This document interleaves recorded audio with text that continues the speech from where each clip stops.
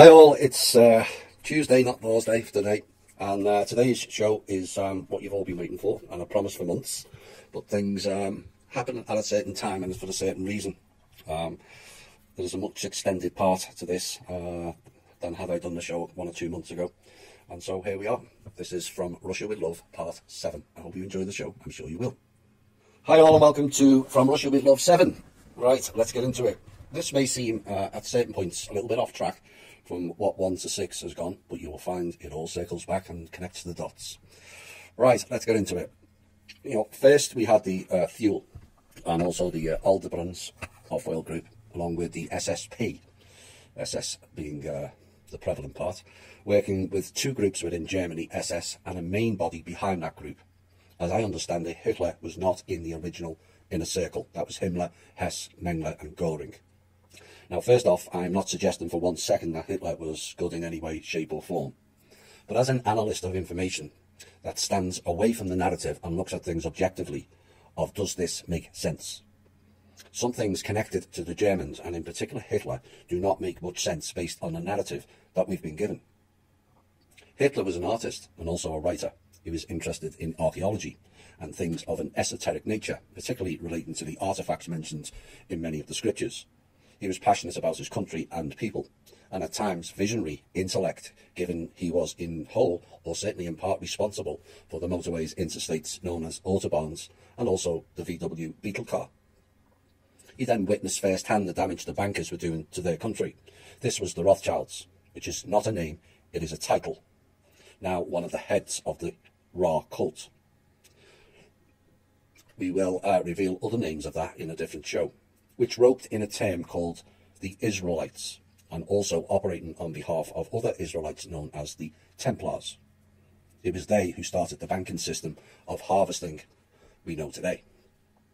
The Templars took bags of gold and silver off people and the traders, which to this day, gold and silver is still the only form of real money. And they gave pieces of paper in return, stating it was for safekeeping. Did you know you cannot pay off current debt with pieces of paper? You're only discharging the debt, and this is why you never own your own house. Check your deeds. It says on it, you are the tenant, not the owner. But the Templars then went on marches known as crusades, which were along the same trade routes, and into the very towns where the assets came from, and then ransacked it, killing many under the guise of protecting the religious. Yeah, right. So suddenly they had lots of gold and silver, and because of the crusades, too few who came to collect their belongings back, and so they kept all the loot. Why do you think they kept attacking what is now known as Israel? Because they knew all the stuff looted out of Egypt was there, is why. That was done by the previous generations of these harvesting agents. As a quick recap, the original of what we now call the Jews were in India worshipping the Kali Ma, which is the Dark Mother, which I believe is Lilith, related to the moon cult. This was the original Garden of Eden, and there is archaeological evidence to support this, and they were sacrificing humans and animals to the gods. The Rus and the heirs came to teach them against their errant ways, and threw the worshippers out of the Garden of Eden and banished them to Egypt. This is where they then set up the cult of Ra, which is another title, whereby they were attacked again, and they fled. This is known as the Exodus in the fake book. A return to the Holy Land, it said, except they went to modern-day Jordan and set up again, which is why Jordan's capital is called Amman, as in Amun, as in Amun-Ra. Some of these people fled and went to Ethiopia and created the Garden of Eden 4, which was the last one, which is why that country is populated with many Jewish people today, and some believe housed the Ark of the Covenant there for a while. These were all followers of the off-world entities, and why both the Jewish and Anunnaki are known as the Chosen Ones. So Hitler, having watched his country get ransacked by the then modern-day version of the Templars, whereby the German currencies went from 4 to 1 British pound to 20,000 to 1. And he vowed to turf out the Rothschilds bankers. Now, can you imagine him in this time epoch now? He would be declared a global hero, taking on the banksters who have robbed us blind.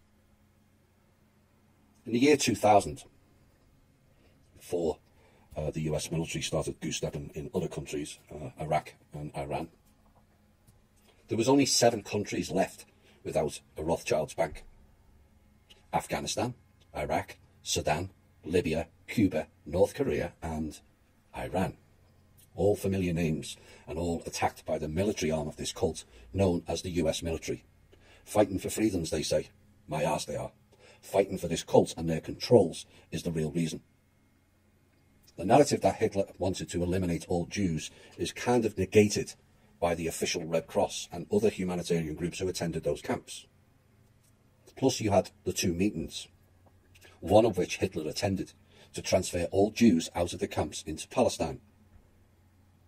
Why would he do that if he hated all Jews and wanted them all eliminated? It's also stated that not only Hitler, but Goering and others at the top of the SS all had Jewish parentage. Hitler's mother is said, but not confirmed, was Jewish. If you had a hatred of the Jewish people, why would you put them in camps to begin with? If he's a homicidal maniac, as his story tells us, why waste resources on putting them in camps for years? Would you not just get rid of them straight off the bat? Something is amiss here in the official story.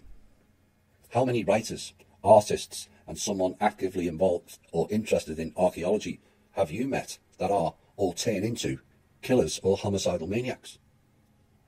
Or maniacal megalomaniacs? Again, does that make sense? The Thule girls were helping humanity and then got taken hostage by the SS. It is my understanding those girls are still alive, being held underground somewhere. I suspect Greenland.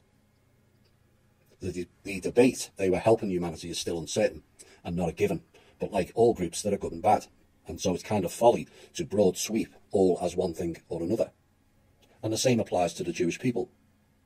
This cult is using their name as a banner, and the vast majority of Jewish people are completely unaware of what they're being used for.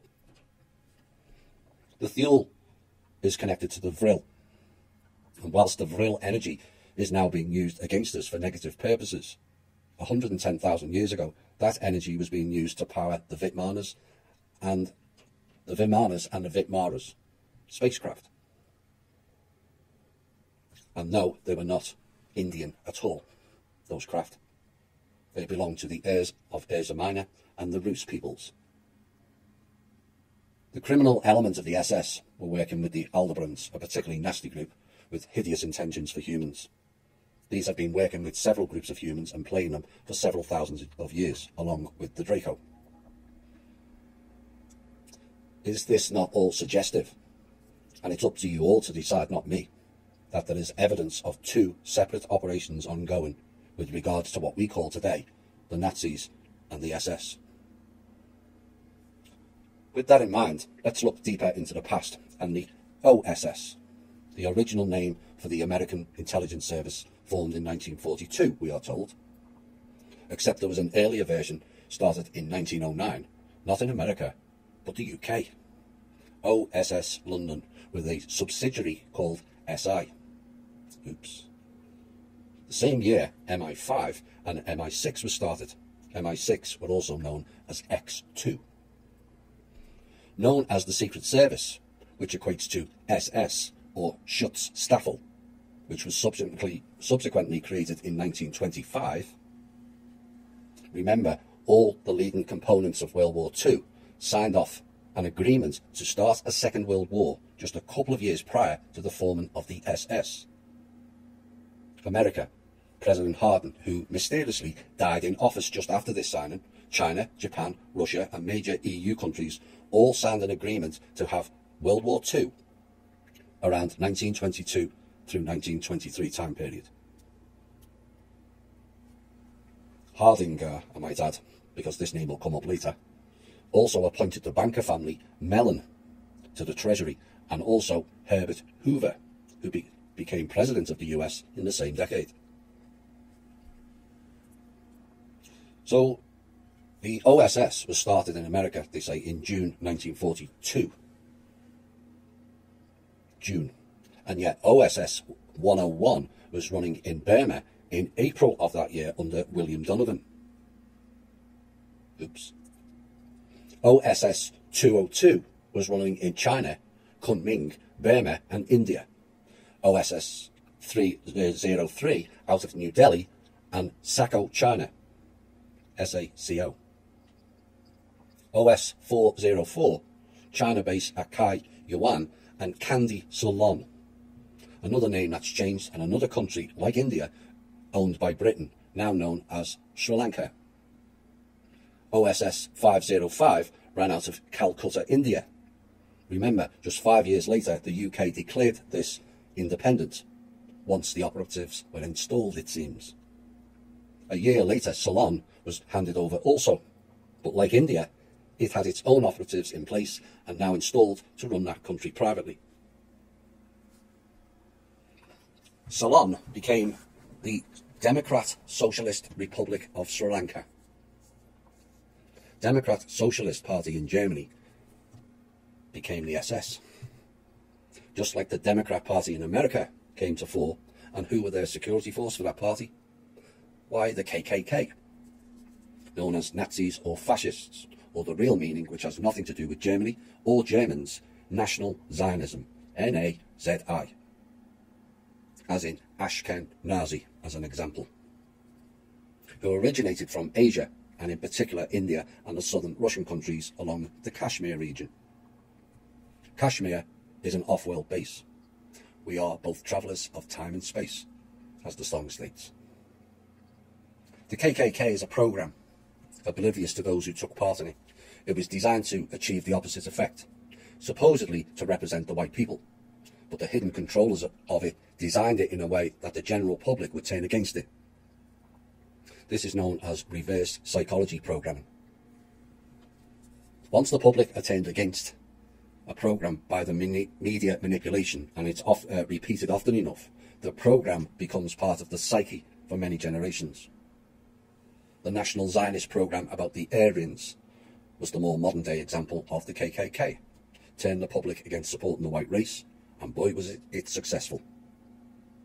Whilst the public turned away, the white race lost 66% of its global demographic in under 100 years. Why has the alleged anti-fascist group, called Antifa, got the same badge as the German Democratic Socialist Party, which became the SS? It's all clever programming, you see. The hidden hand programs and projects, reverse psychology, and all kinds of mind control programs. Their symbols and symbolism for too long remained hidden, and a public totally unaware of the implications, meanings, or intentions behind it all. Totally oblivious. But not no more, it's not. And this is, and will be, their downfall. Ceylon, before becoming a British Crown colony. Remember, the British Crown is nothing to do with Britain itself. The Crown was ran by the former trustee and later passed on to the Rothschild family to operate, not own, like the Rothschilds thought or think. They were puppets as well. You just haven't seen it yet. That country was owned by the hidden empire again, like covered in previous From Russia with Love chapters, the Dutch. Before the beginning of the Dutch governance, the island of Ceylon was divided between the Portuguese Empire and the Kingdom of Kandy, spelt with a K, who were in the midst of a war for control of the island as a whole. And the island attracted the attention of the newly formed Dutch Republic, when they were invited by the Sinhalese king to fight the Portuguese. And the Dutch rule over much of the island was soon imposed. In the late 18th century, the Dutch, weakened by their wars against Britain, were conquered by the Napoleonic France, and their leaders became refugees in London. Now they were hiding out. No longer able to govern part of the island effectively, the Dutch transferred the rule of it over to the British, although this was against the wishes of the Dutch that were residing there at the time. The British and Dutch tea companies were not in opposition. That was the illusion. Public become tired of one group, and they install a saviour group who are actually the same organisation. New boss, same as the old boss. Now, the capture of the island immediately yielded £300,000 of money in goods, as well as the acquisition of the cinnamon plantations, which made it quite a valuable venture at the time. And the Dutch and then the British, via the tea company venture, was tasked with collecting and controlling all of the world's assets globally. That cost many people their lives and livelihoods to garner full control of everything to which they could exploit. But Marduk could seize control of everything. In return, he engaged the monetary exchange program. Pieces of paper in return for the assets. An endless supply of funds was handed over for these tea company pirates out of the trust. Pirates once of the sea, now on the lands, creating their core pirate companies to eliminate people, steal their resources, take over their governance, parcel up and sell off their lands, install their people, destroy their history, force them into a new religion of their choice, and set the stage for future multinational corporations run by the few. The Dutch role in world domination is often overlooked outside of this show, but this is how they cause confusion and researchers to be misdirected as to who is really pulling the strings. Holland was the country of choice to launch that programme. That doesn't mean the Dutch people themselves need to be blamed or finger pointed at, so we don't have to clog them. As you have heard in my shows, countries are irrelevant in all of this. They, like Britain, Israel, Rome, and the current enemy perceived by the world is America. Yet they're all just puppets. The string pullers operate behind the scenes of them all. Countries are just tools to be used by these people. A hidden cult operating under the banner of modern-day Jewish, except these people are not Jewish per se. They are a satanic, demonic cult that started in India. They became powerful in Egypt and spread through the European houses, churches, all of them, and obliterated Russia, then Germany, then Britain, and now America. Think about it for a second of how you are determined as a person via religion. That person is Jewish, negating the fact that all Jews descended out of India and the southern and Baltic states of Russia, known back then as the sub-grey race, after mixing with the Russian whites. The Indians then were jet black, not brown, and were part of the African migration of a certain group of black people. The Jews also came from what is now known as the Istan countries, the Baltic and in part Caucasian countries, all of which, except India, was Rus, an Aryan country. They mixed deliberately to infiltrate and take over. But a child is not a Jew when born. No one was born a Christian, Jew, Catholic or Muslim. You are pristine and pure, devoid of labels. Then society and ignorant parents brand you with a religion. Brand means you become a product. But it also means you have been symbolically branded with an iron, just like cattle. The mark of the beast is where that term comes from. Remember, they consider us the beast.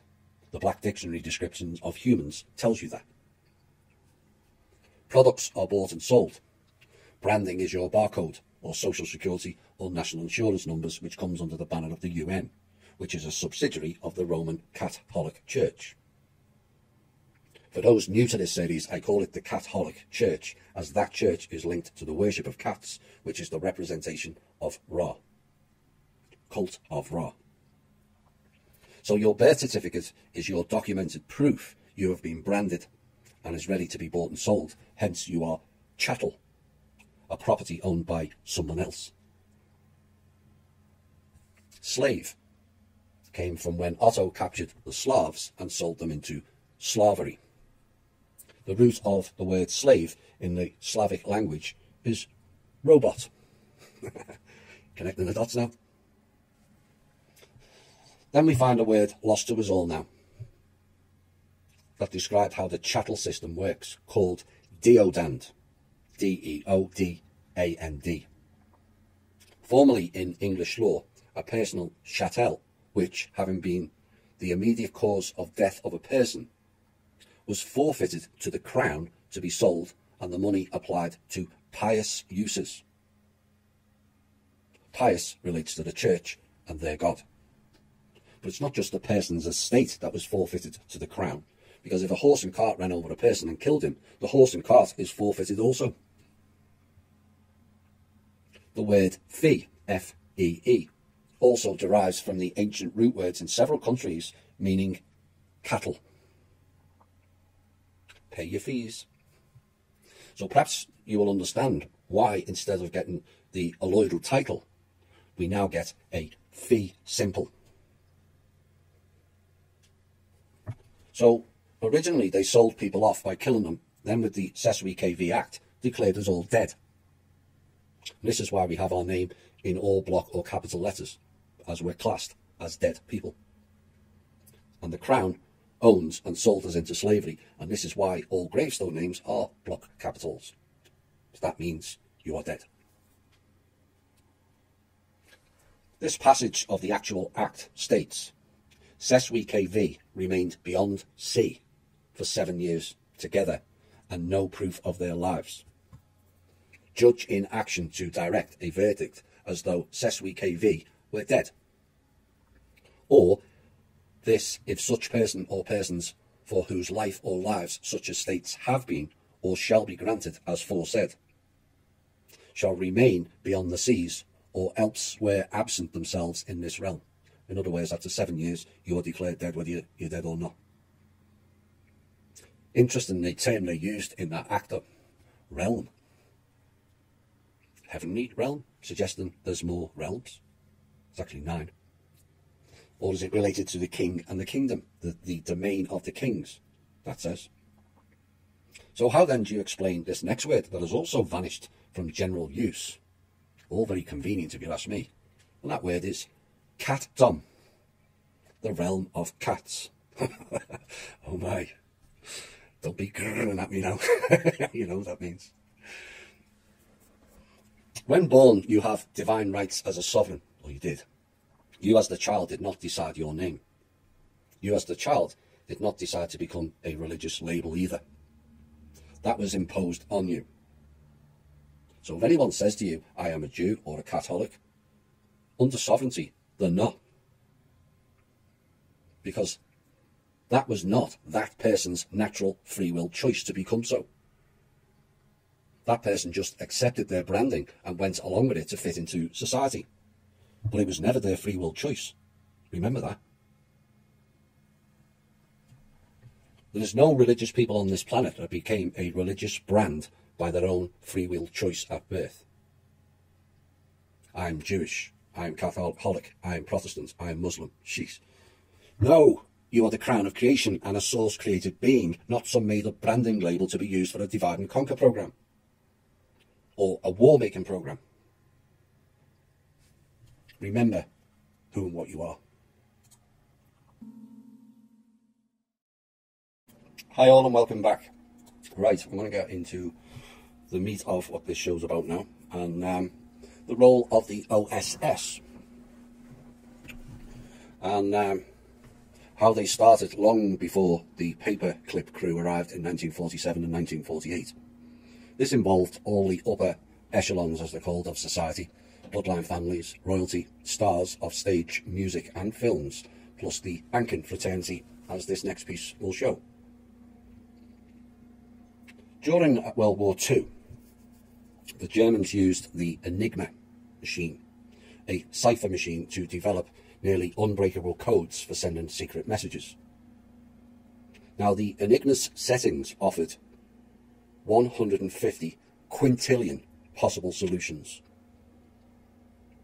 150 followed by 18 zeros. This is back in the 1940s. Yet the Allies were eventually able to crack this code. The Allies who cracked the code were likely tied to the former trustee, as it is suggestive of their technology, not ours. Remember, he was playing both sides. He won either way. Now, the Germans bought the patent in 1923 for intelligence purposes, although Polish intelligence, it was said, was able to purchase an Enigma machine at a trade fair. Like they just crop up out of thin air. And also, they procured a code book from a French agent,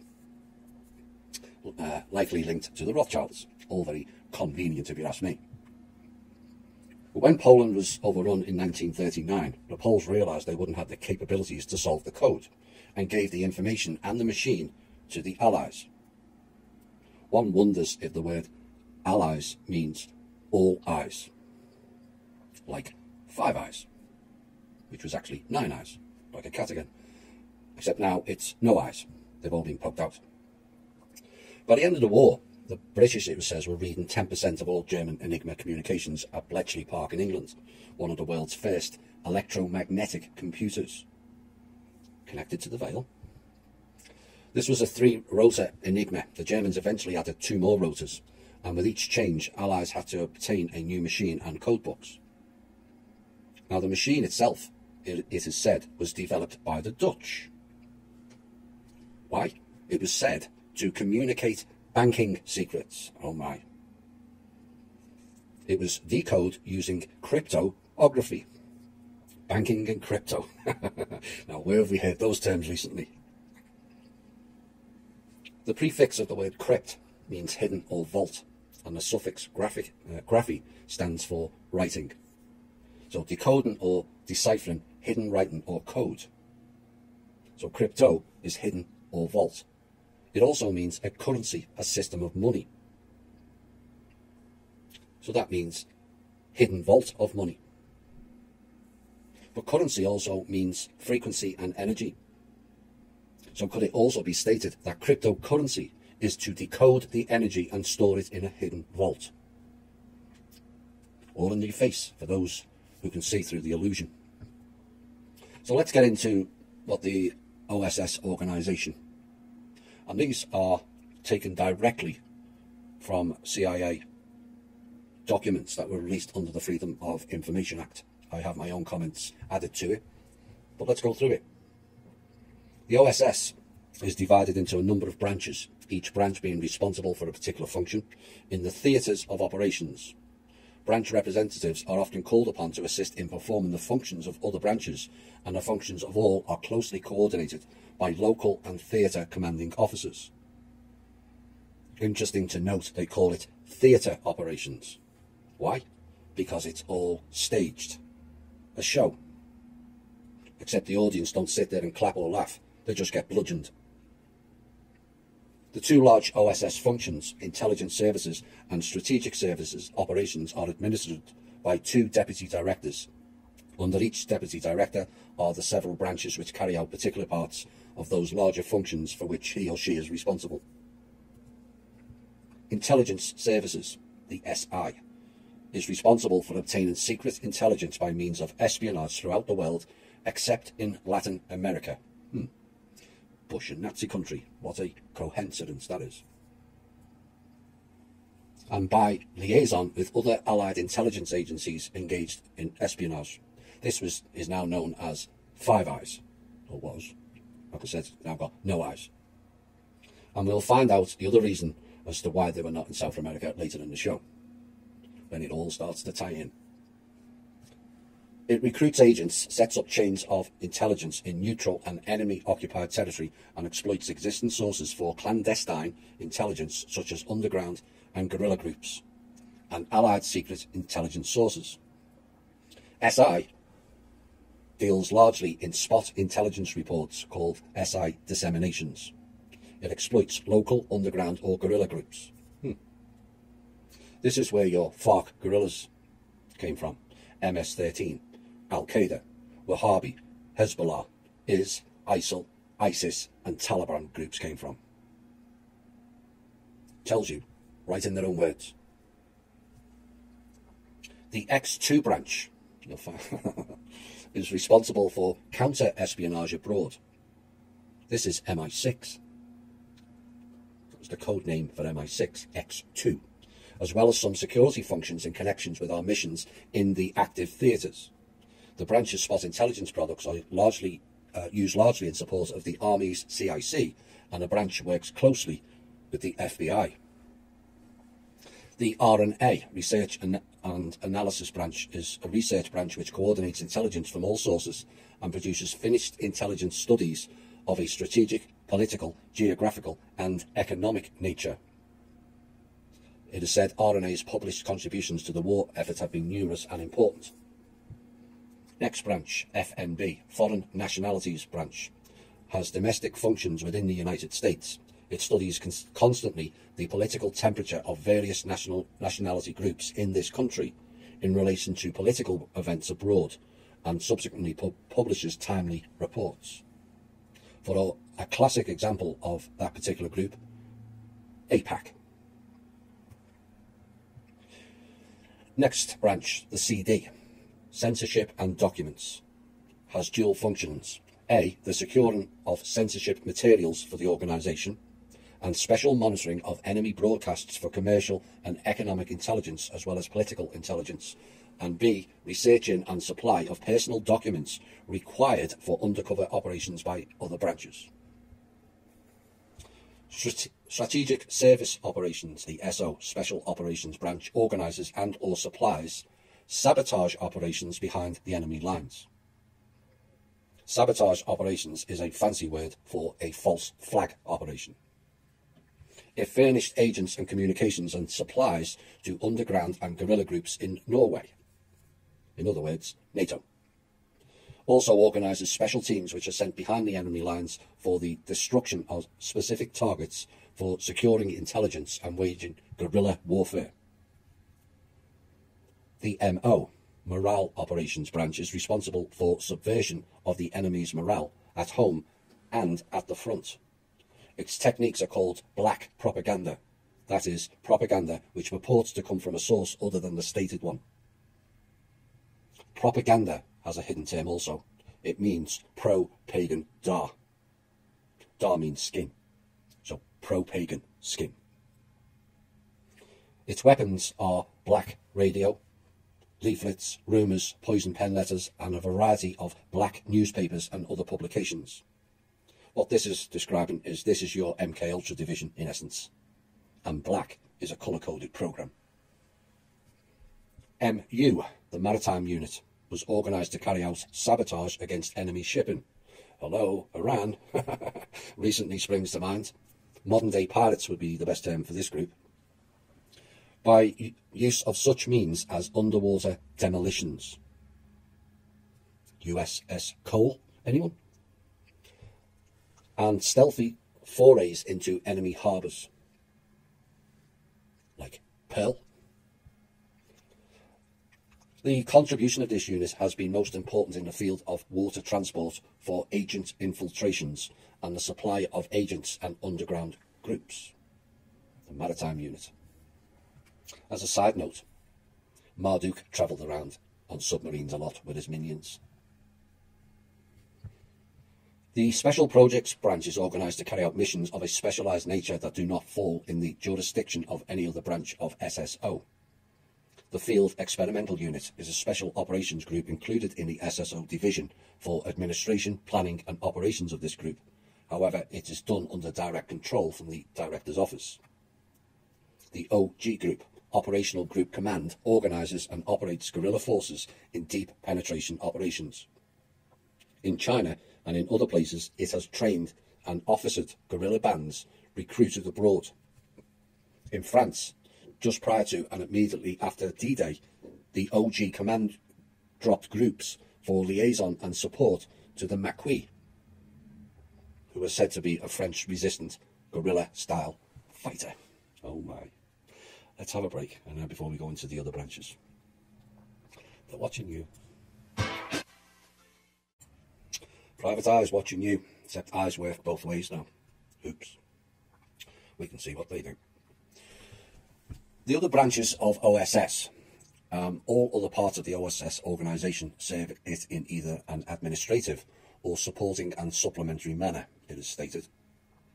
And the first branch of this is S&T, the Schools and Training Branch, which trains OSS personnel both in the United States and in several active theatres. This branch is also responsible for the preliminary screening of recruits for service overseas by means of a psychological assessment programme. That's MK Ultra again. By inserting the group into several schools and universities under the banner of the Student Transfer Programme.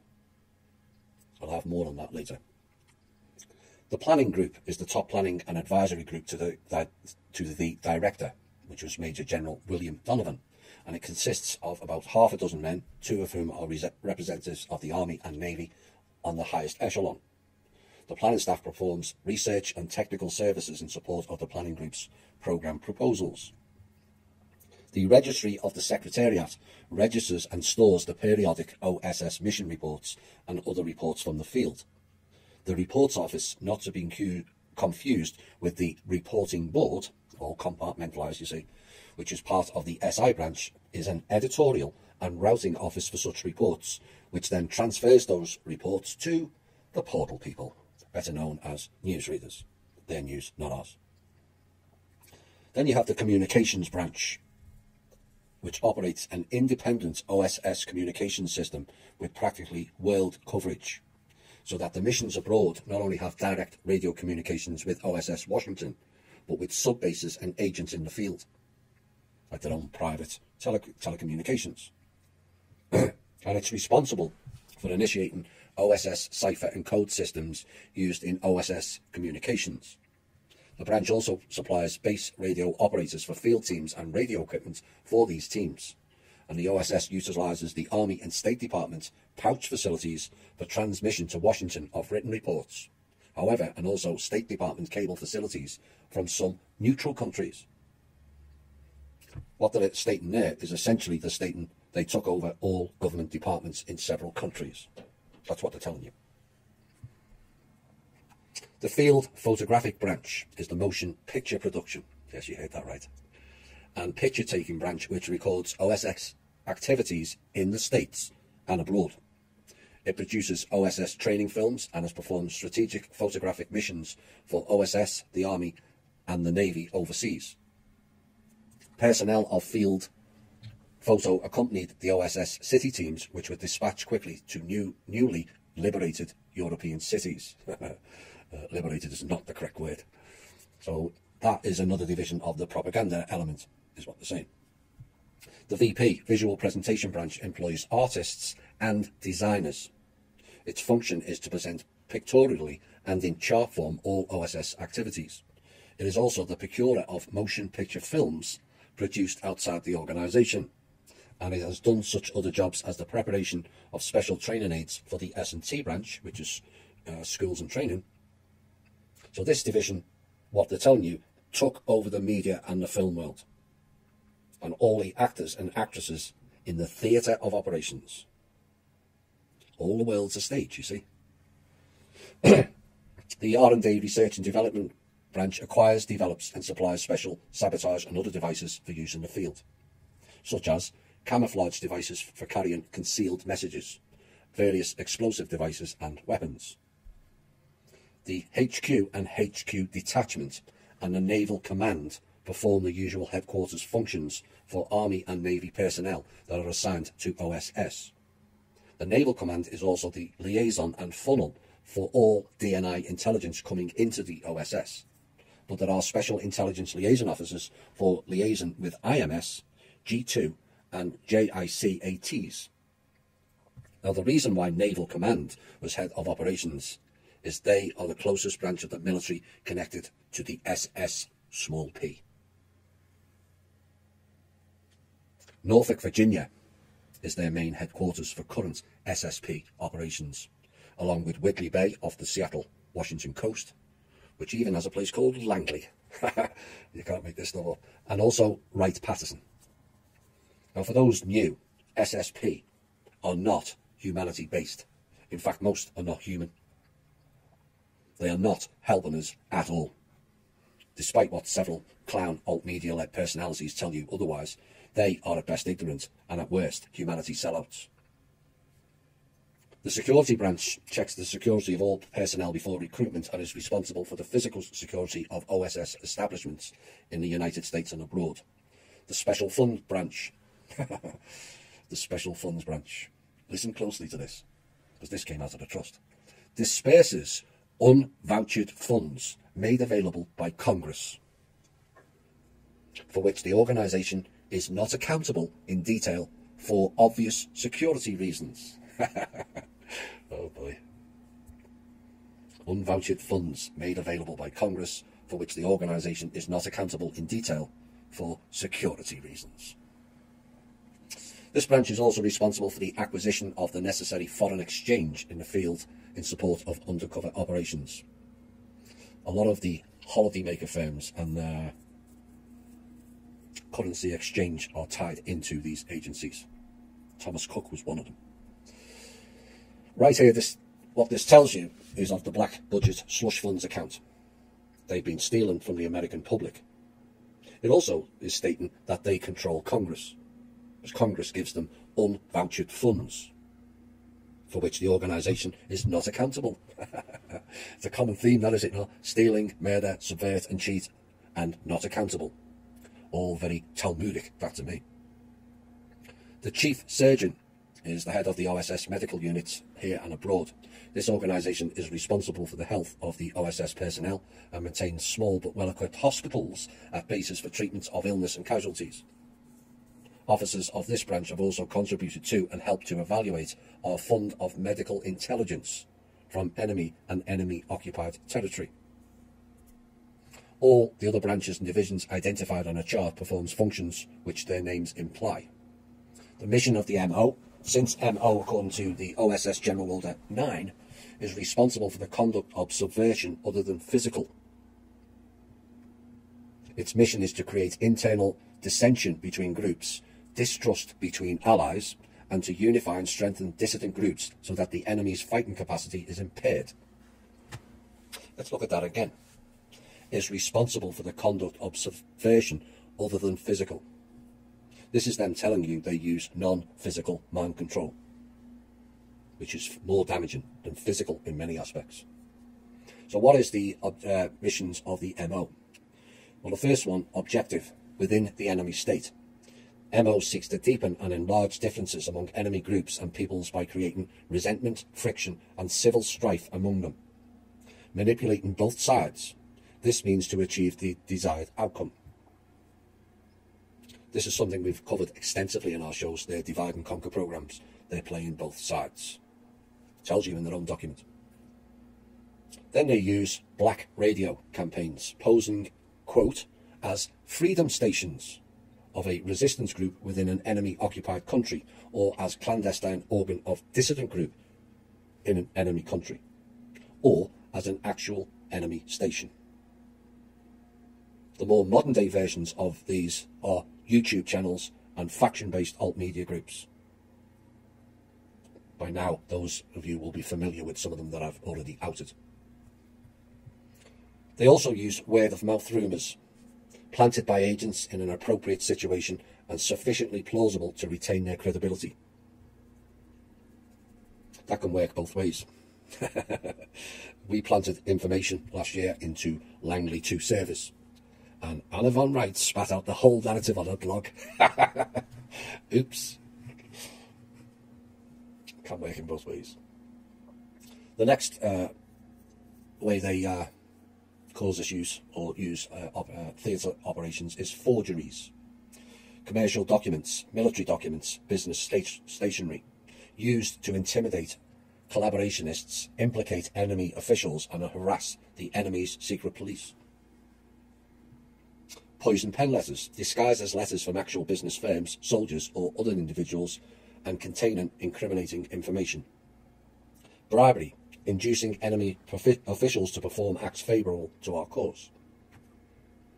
Operational ruses, false military orders, manifestos and demoralising rumours disseminated behind enemy front lines to induce surrender or tactical withdrawal.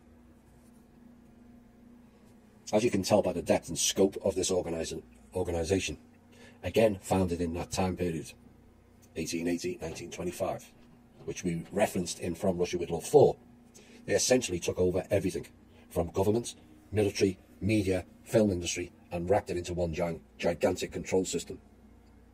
The cost in and of itself, in its original form, as laid out above, must have been staggering.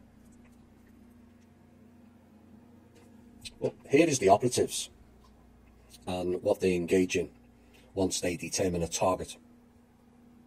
Many think they will only target high-level people. You would be very wrong to believe that.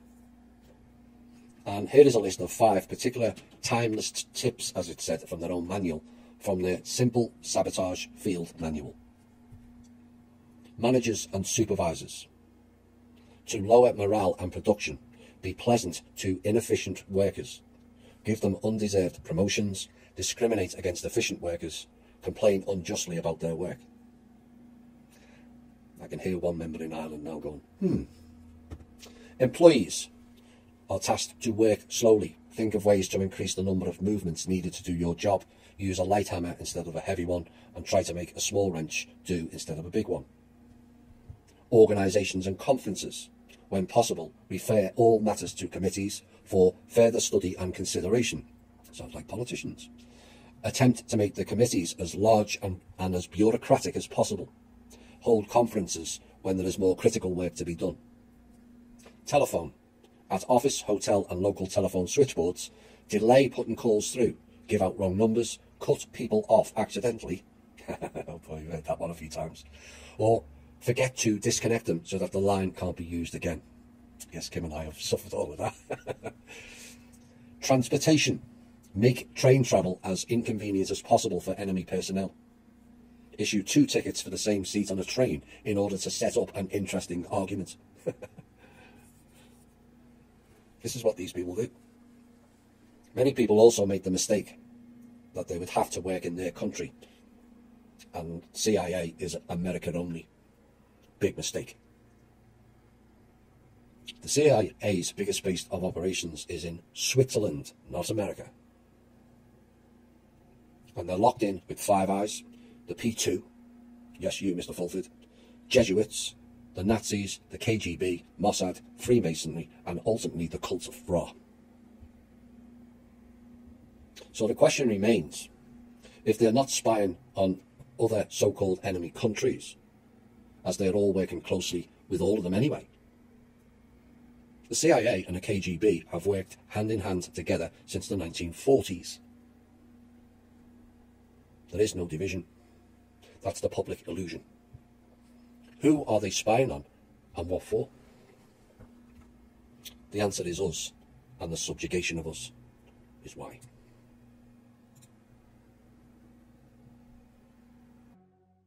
Hi all and welcome back. I'm going to, having revealed in their own words, their own document of what the OSS was about, we're going to get into some of the players of the OSS, and this is going to connect a whole heap of dots. Richard Helms. As Americans celebrated victory in Europe in May 1945, Office of Strategic Services, OSS officer Richard Helms wrote this touching and eloquent letter to his young son on a captured sheet of Adolf Hitler's personal stationery. Wasn't captured at all. Helms' words captured the meaning of the war, not only for the OSS, but for many others who had fought against Hitler. And yet Helms would later become the director of Central Intelligence. What people miss is the OSS and the SS, the original. There were two versions of the SS, not all were on the same side. The illusion is they were fighting them. You'll see why as the narrative unfolds. Richard Helms, it was said, was a natural-born intelligence officer. Throughout his life, he was the soul of professionalism and discretion, an Easterner with impeccable resume. Their words, not mine. He worked as a journalist in Berlin in the 1930s. In other words, he was a spy, not a journalist. In fact, most journalists were spies, until the system eliminated them in the last 30 or so years in favour of puppets reading scripts from a studio, which was, not surprisingly, started by another pseudo-Jew named Rupert Murdoch and Sky TV. Helms saw Jesse Owens win the 200-yard dash at the 1936 Olympics and chatted with Hitler. That's how he ended up with the paper. After Japan's attack on Pearl Harbor, he joined the Navy, served in New York, and got pitched by an OSS officer who said he was a natural for black propaganda. Accepting the pitch meant starting a long career in intelligence, mostly in the field of espionage rather than black propaganda. Helms received only 2 weeks of training before being assigned to coordinate intelligence on Germany, which mostly meant handling the stream of reporting from the OSS station in Bern. There's that program term again. Yes, it's a program. 2 weeks. Is that right, Dave? In early 1945, he found his way overseas to London, where he worked for and shared an apartment with, all very convenient, with another future director of the CIA, William J. Casey.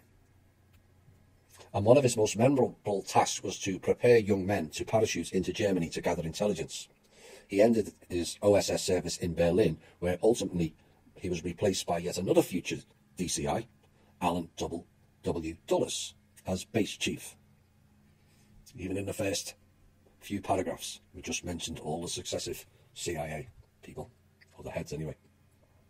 It was, he remembered, a chaotic time of working against the former Nazis, as well as keeping an eye on the emerging threat from the Soviets. Helm's assignment in Berlin was the first of a series of senior management positions that would eventually propel him to the top of the CIA in 1966. His service as DCI, Department Central Intelligence, was marked by controversy.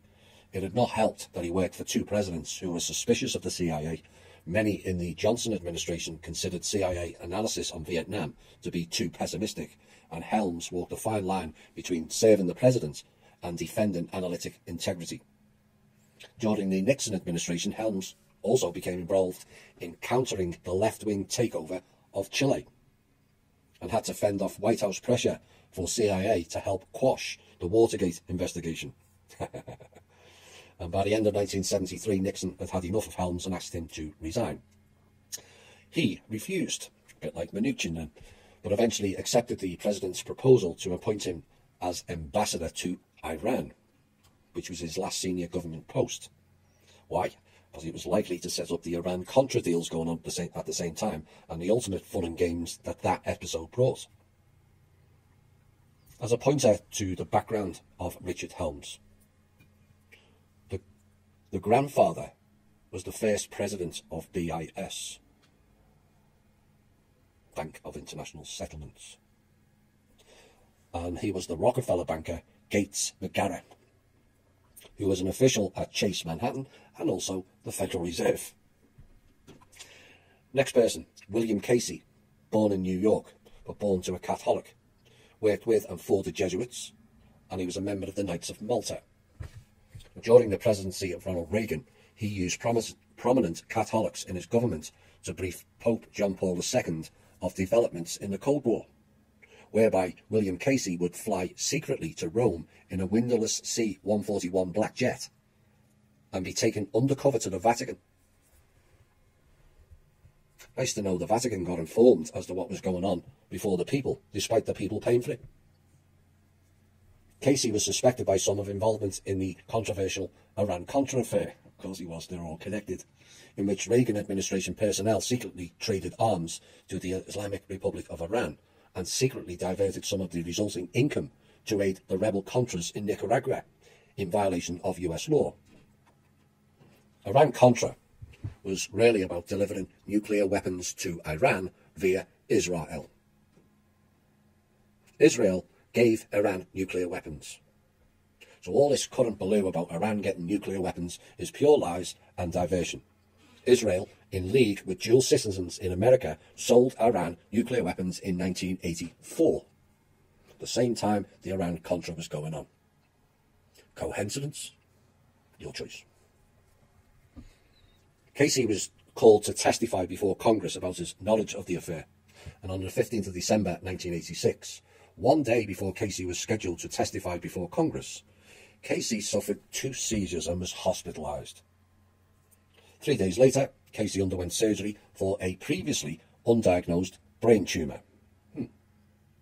Casey died in hospital less than 24 hours after former colleague Richard Secord testified that Casey supported the illegal aiding of the Contras. It's funny as to how many times that happens, is it not? You see, this type of death, real or otherwise, did not start with the Clinton death trail. Quote, there is evidence that Casey played a role as cabinet-level advocate both in setting up the covert network to supply the Contras during the Bolland funding cut-off and in promoting the secret arms sales to Iran in 1985 and 86. In both instances, Casey was acting in furtherance of broad policies established by President Reagan. Remember, at this time, this was Reagan Part 2, after Part 1 was shot and killed, I believe, in 1981.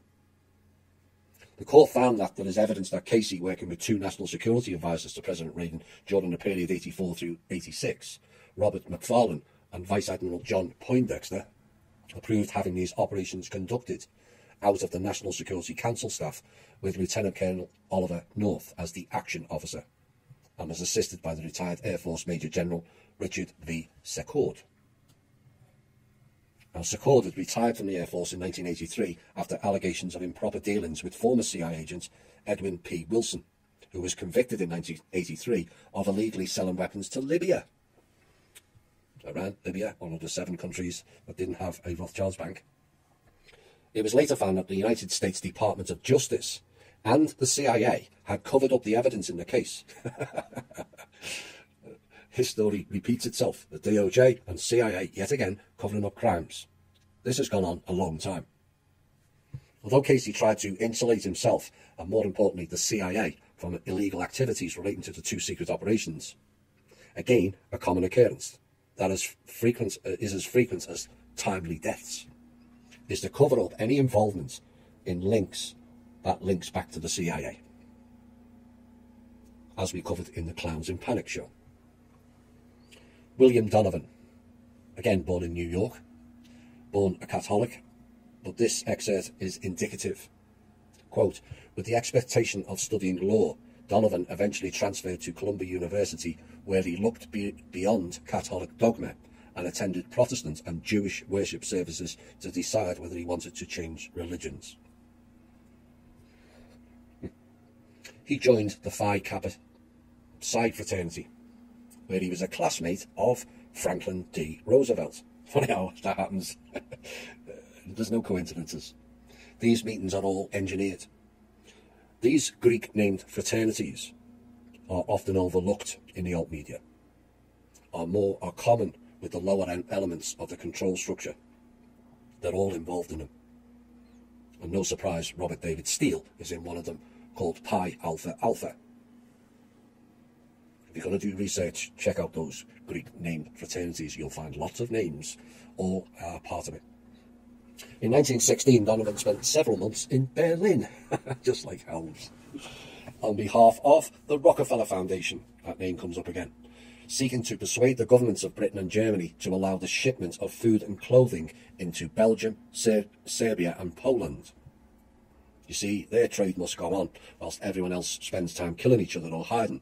And this shows the levels of thinking of these people. Not go there and try and engineer peace. Oh no, we must keep our money-making trading platforms running. Were they providing food to the American people? Were the Brits providing food to the British people? No.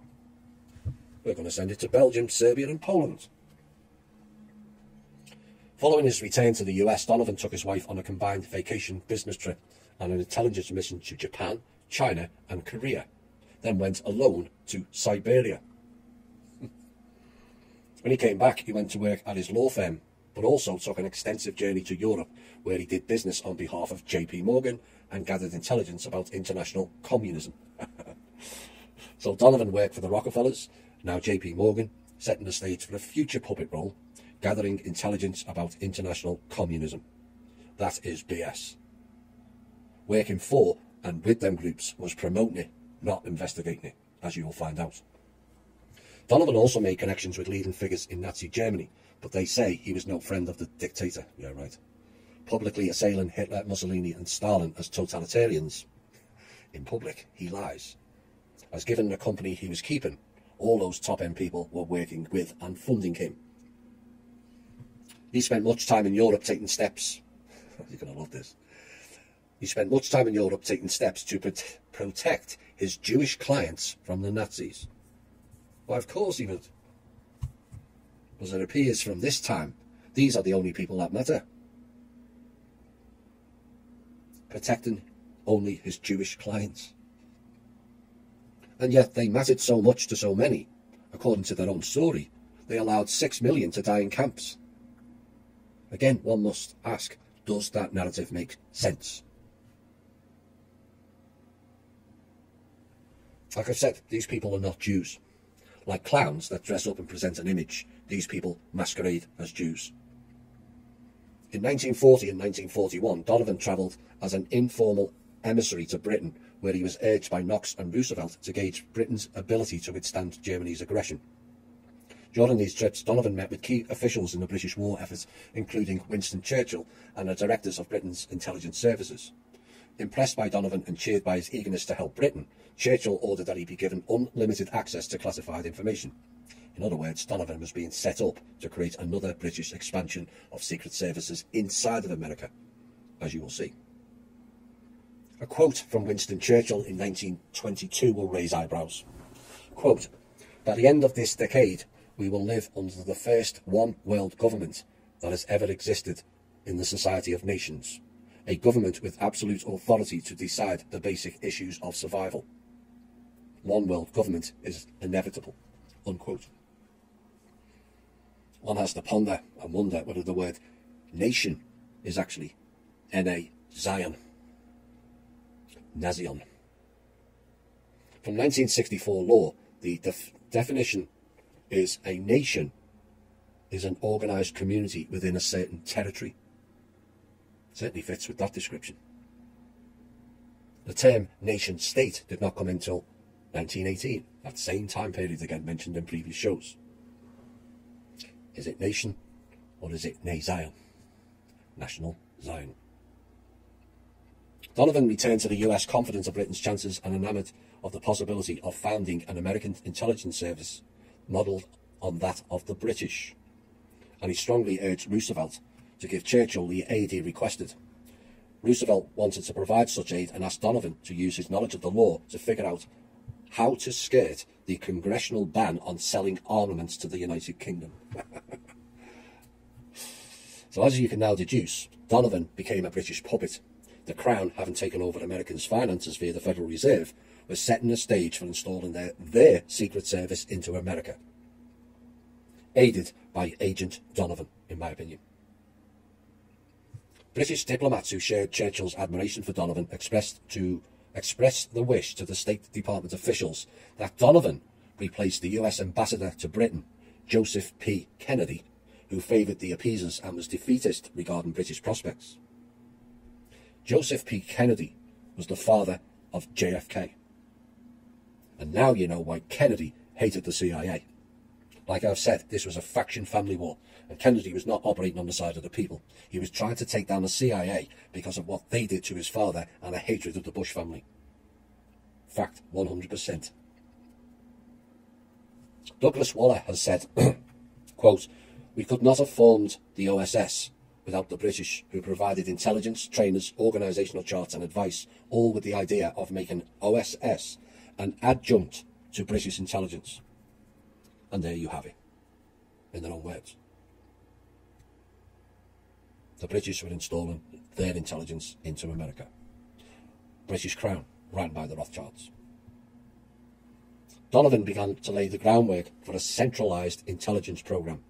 It was he who organised the COI, Communications of Intelligence, New York headquarters, no surprise there, in room 3603 of the Rockefeller Center. Again, no surprise there either.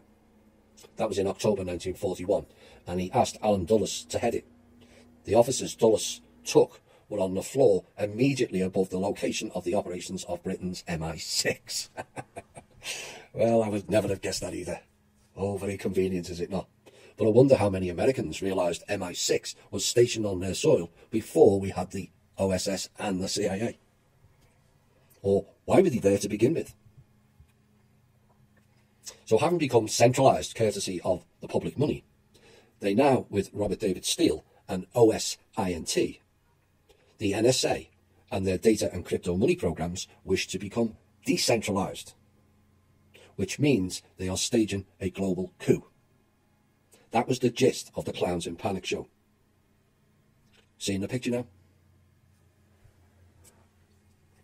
Donovan also set up espionage and sabotage schools, established front companies, now called shell companies or NGOs, plus private contractors, arranged clandestine collaborations with international corporations and also the Vatican, oversaw the invention of new espionage-friendly guns, cameras and bombs.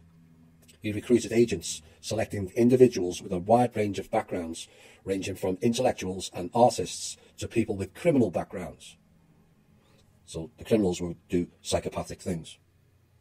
This tells you of their profiling techniques. And this is why they want more data on us all.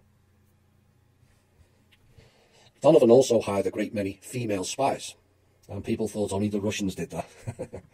He dismissed criticism by those who felt women were unsuited for such work. And among his most prominent recruits were the film director John Ford, actor Sterling Hayden, author Stephen Vincent Benet, and Eve Curie, who is the daughter of the scientists Marie and Pierre Curie. Other OSS recruits included the poet Archibald MacLeish, the banker Paul Mellon, they of Bank of New York Mellon, which is a Rothschild Rockefeller Jones, Alfred DuPont, who started off in MIT. MIT eventually became a subsidiary of Harvard in 1914. Julia Child, the TV chef, the psychologist Carl Jung. Oh dear, the much repeated Carl Jung was a CIA spy. Author Walter Lord, and members of the Auchincloss and Vanderbilt families. In fact, there were so many aristocrats in the agency that the joke went around that the OSS stood for Oh So Social. As a side note to this, they went on to use Elvis Presley, John Lennon, and also Metallica, to name but a few. Lennon started talking and singing about peace, which goes against what these people operate by, and so paid the price.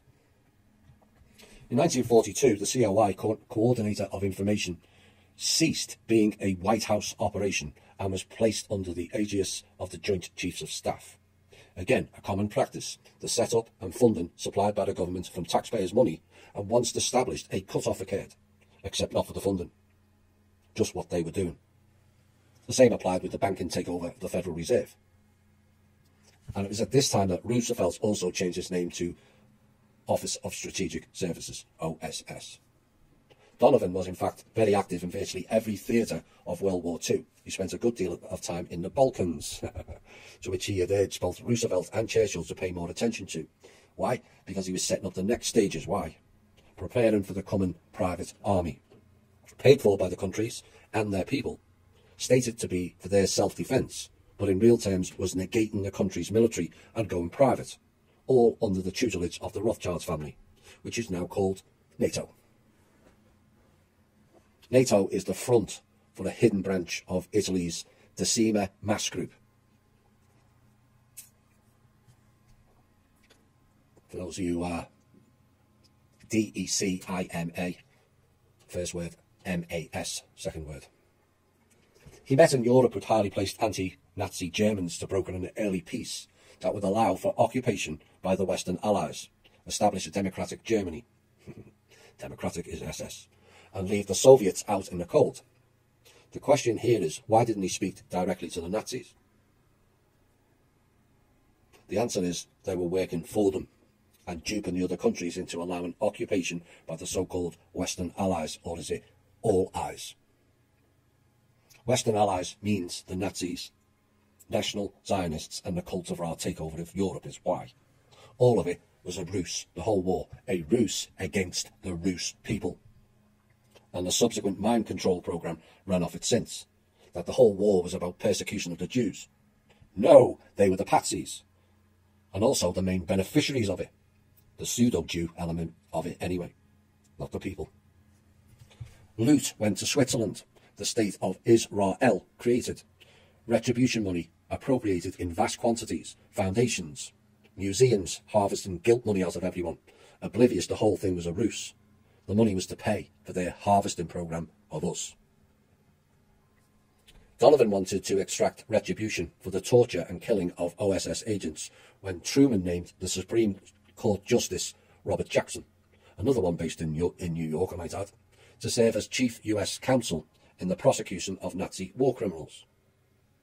Jackson, discovering that the OSS was the only agency that had seriously explored the issue, they knew who they were because they were working with them, invited Donovan to join his trial staff. You can't make this stuff up. And Jackson lobbied Truman in person to approve of Donovan's plans for a permanent post-war intelligence agency. However, initially, the effort was unsuccessful. However, on September the 20th, 1945, Truman then signed an executive order abolishing the OSS. Perhaps people were starting to put two and two together then. And they do what they always do. change a letter, change a vowel, or create a Hebrew name like Netanyahu, real name Malakovsky, or Rothschild's Bauer became Bayer. And this abolition of OSS came just 1 month after the very same group who delivered the Manhattan Project dropped atomic weapons on the 6th and 9th of August under the Office of Scientific Research, OSR, which was directed by Vannevar Bush. Although no direct evidence is suggestive he is related to either of the George Bushes, one must question as to why Vannevar's father changed his name. His father was registered as Richard Perry Vannevar. So why did they change their name to Bush? Now, given what we know, that Bush is not the real name for the Georges, but Sheriff, one has to question why. Truman then moved forward with plans for a new intelligence agency and finally gave approval in 1946 for a watered-down interdepartmental Central Intelligence Group, and the CIA was formed along with the National Security Act in 1947. Interesting that they were formed at the same time, is it not? It's not a coincidence, as any investigations into any skullduggery is denied due to national security. Essentially, the term national security is all about protecting the intelligence agencies and their nefarious programs. That's the only reason that act came out. Subsequently, after that, Donovan began experiencing symptoms of dementia, like Casey suddenly, while in Thailand, and he was hospitalized in 1957. While in hospital, he imagined, quote, he saw the Red Army coming over the 59th Street Bridge into Manhattan, unquote. He was right, except they were already here. But the communists are not Russians at all, but the Israelite cults of Ra, the sub-grey race out of ancient India. And it's another example of an agent, once they have fulfilled their duties, suffering from strange illness, disease, or bizarre health issues. And this is part of the MKUltra in league with big pharma groups playing their dead people can't talk game. Donovan made this quote: "We cannot be sure that the clear and objective scholars who study the existing social systems and draw up the blueprints for a society to suit our technology will always be heard, or that their plans will be put into operation. We can almost be sure that this will not be the case. Therefore, some other power, some third class of individuals aside from the leaders and the scholars must exist. And this third class must have the task of thwarting mistakes, diagnosing areas of potential world disequilibrium, and nipping the causes of potential disturbances in the bud. There must be a body of men whose task it is to throw out the rotten apples as soon as the first spots of decay appear. A body of this nature must exist undercover. It must either be a power unto itself or be given the broadest discretionary powers by the highest human authorities." Those comments essentially brought in the NSA and the National Security Act of 1947, a front to protect the front, to protect another front. This is how they work.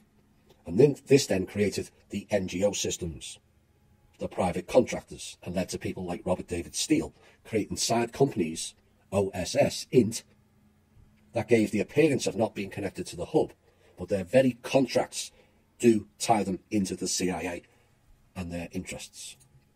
We'll be back shortly. The Unforgiven. When the people find out what these clowns have been up to, I'm not sure that people are going to be too forgiving either. Let's get on to the another name, the CIA, Alan Dulles. The Dulles family and the Rockefeller families are cousins. Oops. And he was dismissed by John F. Kennedy over the later fiasco of the CIA and the Bay of Pigs, which was kind of the final straw. But as said earlier, JFK wanted to destroy the CIA as soon as he got into office, due to what they did to his father and his rather healthy, I would say, dislike of Bush. Mr. Dulles was one of the members of the Warren Commission investigating the assassination of JFK. one of the planning participants leading a commission into investigating themselves. It's a bit like police inquiries, it's all the same. Dulles, born in New York.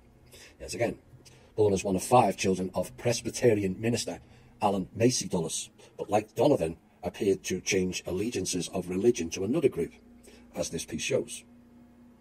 Dulles, in 1921, while at the US Embassy in Istanbul, which is another hotbed centre of the CIA, he helped expose the Protocols of the Elders of Zion as a forgery, except they're not. Then Dulles unsuccessfully attempted to persuade the US State Department to publicly denounce the forgery. You see, they've been covering up stuff for a long time before Snopes, another CIA agent, or Google, Twitter and YouTube, who are all CIA subsidiaries, started deleting their tracks. Later in life, Dulles claimed to have telephoned Vladimir Lenin, seeking a meeting with the American embassy on April 8, 1917. Lenin, the Jewish Bolshevik leader who hid out in Rothschild's country, Switzerland, throughout the whole genocide. They're all connected, is why. Dulles became a director of the Council on Foreign Relations in 1927 and helped a number of German Jews, such as the banker Paul Kemper, escape to the United States from Germany. Yet again, like mentioned previously, they're all looking after the one people. But I wonder why they were not working to free American soldiers that were trapped there. Stupid question, I know, but shows where these people's allegiances lie. So like Donovan mentioned earlier, how he spent much time in Europe taking steps to protect his Jewish clients from the Nazis, I think it becomes clear by now who these people actually worked for. After the outbreak of the Second World War, Dulles was recruited to work at the Office of Strategic Services, OSS, and moved to Bern, Switzerland, where he lived at Herrengasse 23 for the duration of World War II.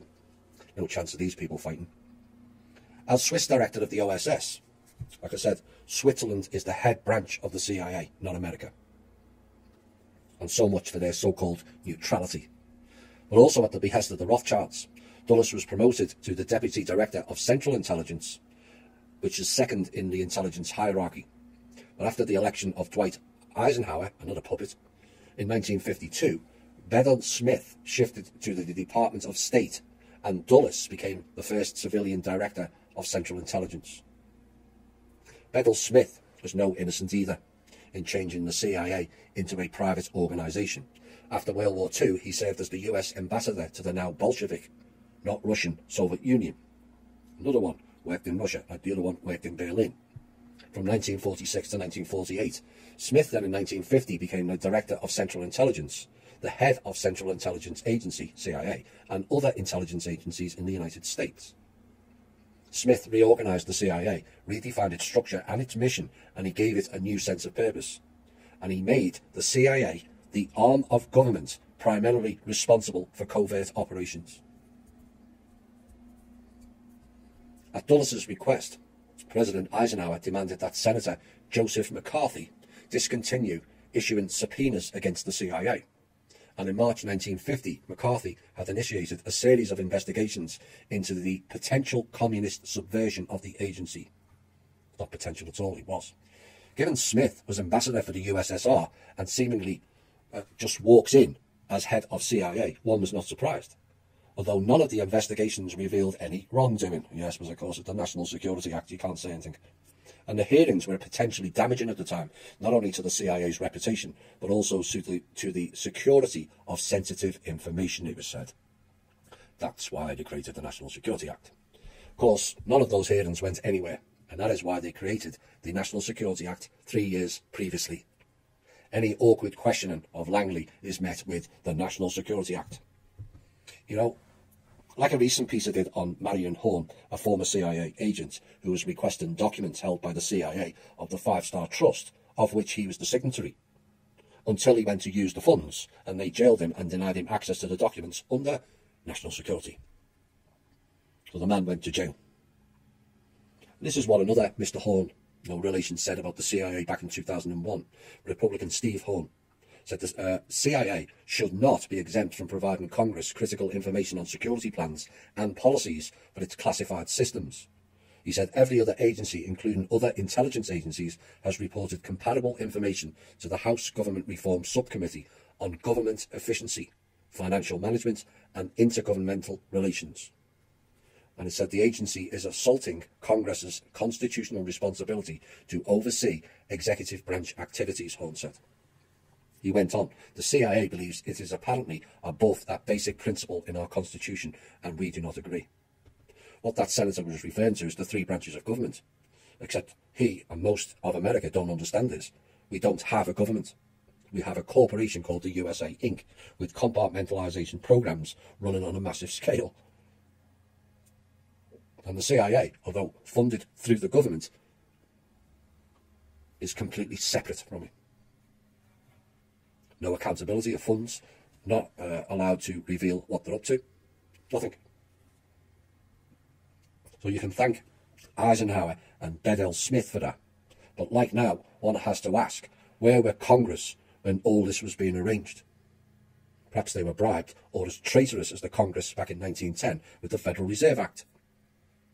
George Tenet said it all in this quote at the time. He said the CIA willingly participates in hundreds of briefings each year as long as they don't involve divulging how the agency does business.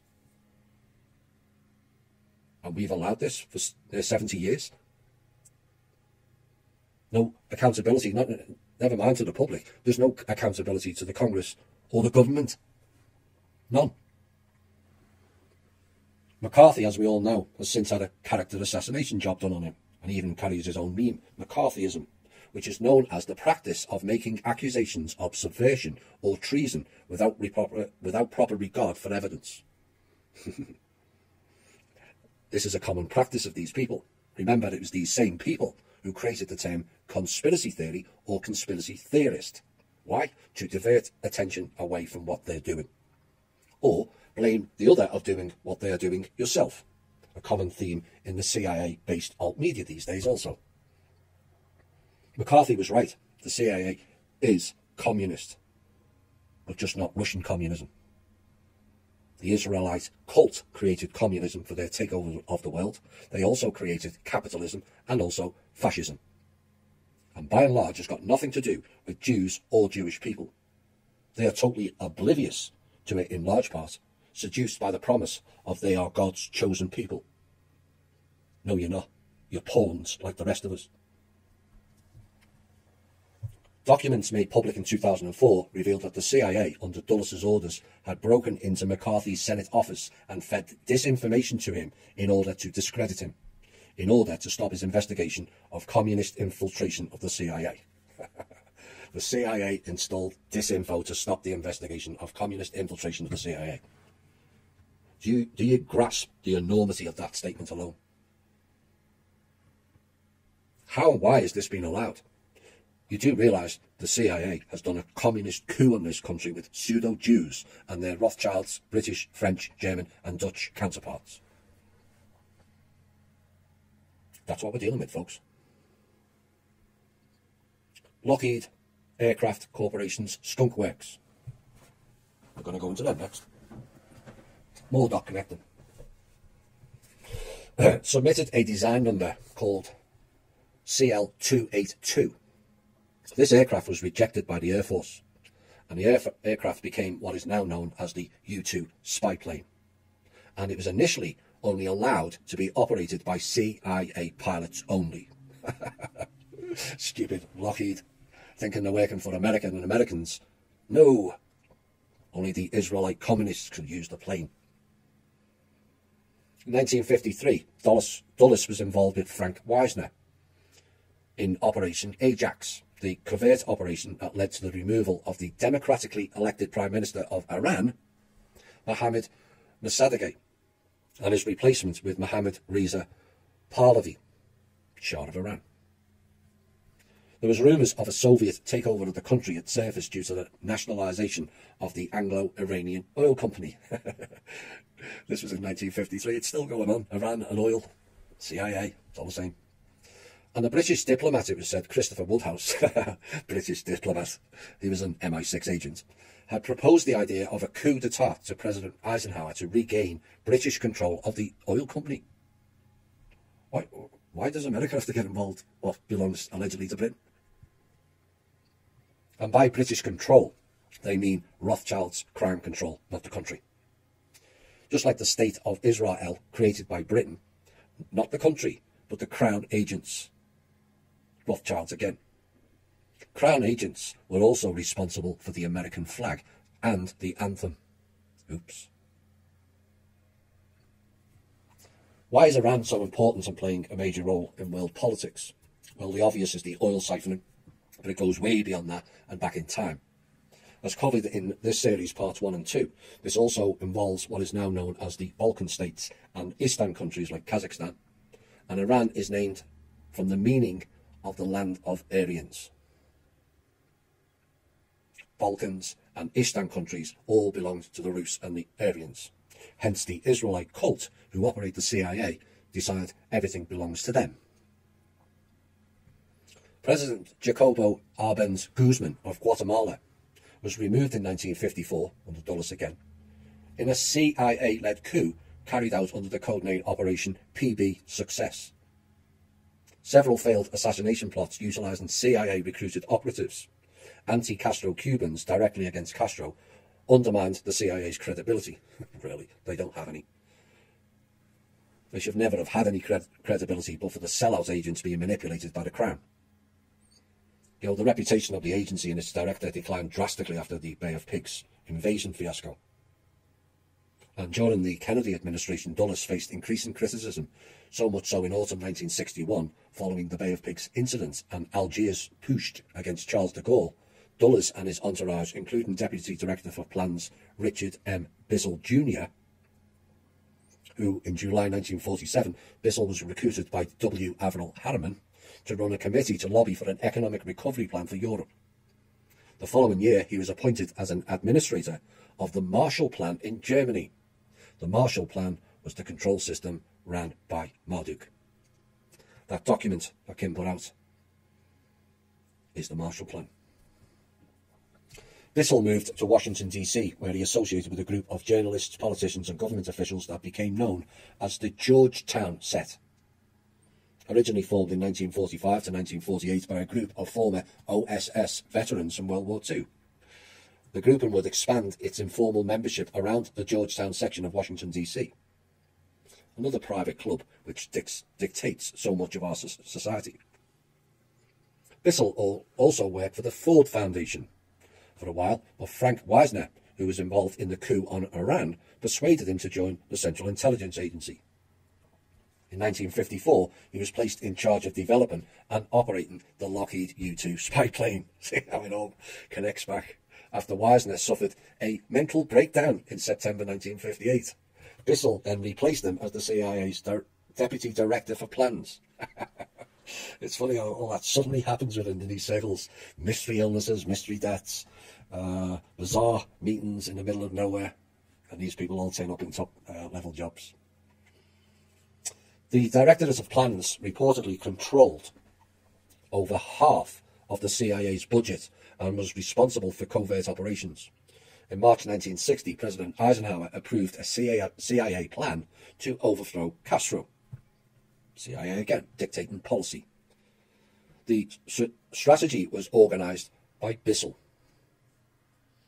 Also involved was Sidney Gottlieb, who was born in New York and born to Jewish parents, of the CIA Technical Services Division, and was asked to come up with the proposals that would undermine Castro's popularity with the Cuban people. Sidney Gottlieb's involvement was not only his involvement in that type of skullduggery, but Sidney Gottlieb also ran the MKUltra project from 1953 to 1964. They came up with a scheme and used the mafia to attempt to topple Castro. So the mafia is another one of their enterprises. Also forced to resign was Deputy Director Charles Cabell. Cabell was the person who set up Project Grudge, which then became Project Sign and subsequently Project Blue Book. Also, like Dulles and Helms, was involved in the U-2 spy plane out of Lockheed Martin. You getting dizzy yet? Going round in circles, connecting the dots.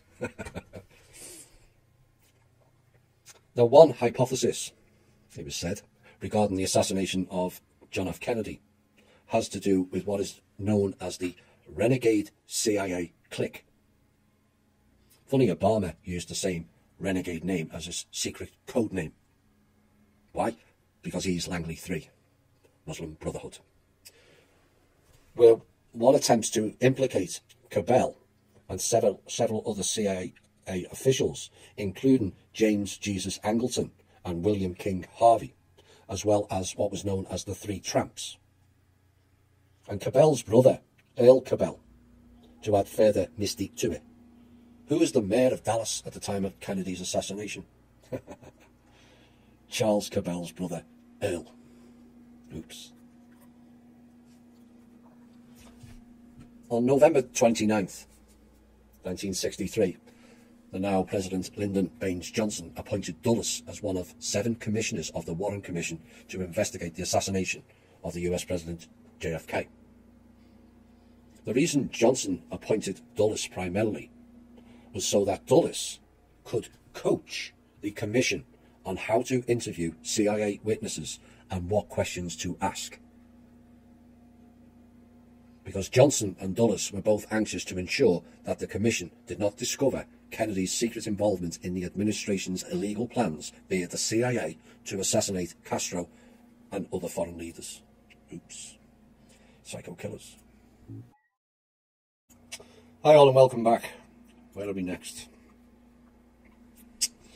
As covered in previous episodes,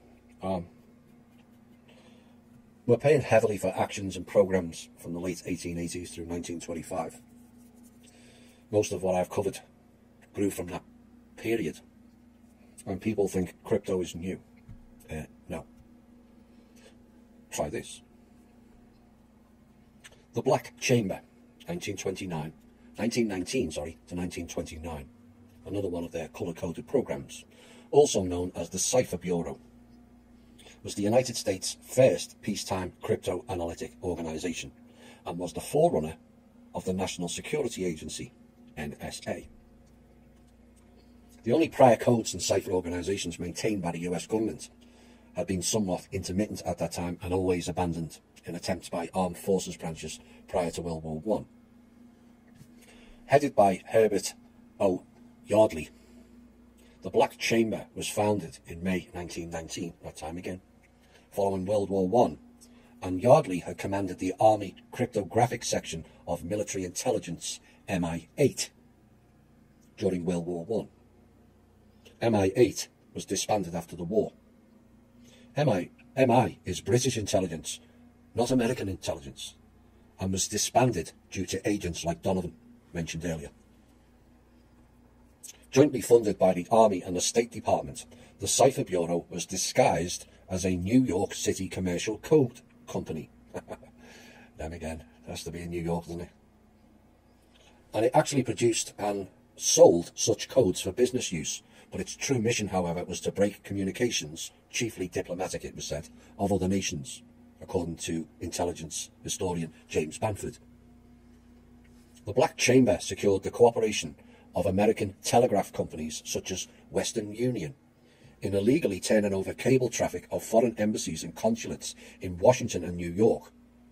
Eventually, almost the entire American cable industry was part of this effort. However, these companies eventually withdrew their support, possibly spurred by the Radio Act of 1927, which broadened criminal offences related to breaching the confidentiality of telegraph messages. So what happened next? Well, the establishment went on and bought all these companies up. The whole of the media and the radio is now controlled by 6 to 10 groups globally. And the breaking of these codes gave birth to the modern systematic scientific code breaking. The Black Chambers survived through the 20th century in a variety of guises and inspired similar organisations in other countries, such as the Secret Office of the British Post Office. And you all thought the post office was to buy stamps and send letters and parcels. No, it created the first spying on the public database. They have all your names and addresses, remember. Then came the Telecommunications Act of 1934, which is still in force today, believe it or not. And the gist of that act was to place all forms of communication, airwave frequencies on, below and above, in the hands of the US military and the Department of Defense. Subsequently, they then had full access to all broadcasts, either by phone, telegram, code machines, all planes and ships coming into the area, onto mobile phones, TV signals, radio signals and computer signals.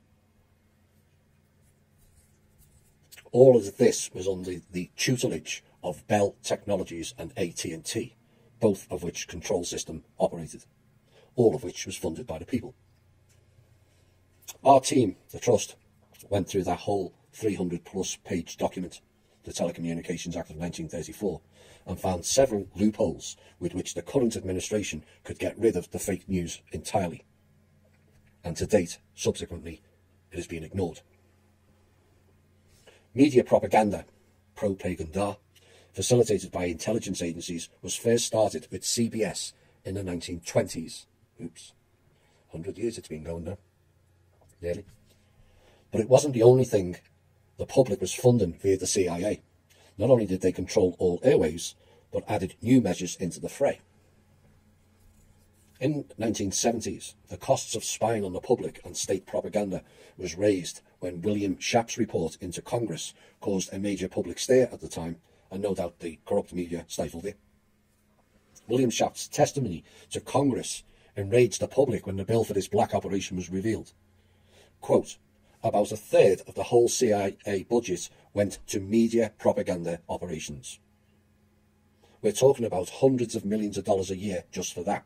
Close to $1 billion are being spent every year by the United States via the CIA on secret propaganda. Unquote. Close to $1 billion back in the 1970s. Can you imagine what that figure is now? It must cost them enough to run and pay the agents in the alt media alone, never mind other fields. CIA Director William Bill Colby attested before the Church Committee that more than 400 CIA agents were on the payroll to feed media sources fabricated stories aimed at steering public opinion. And people listen to the news.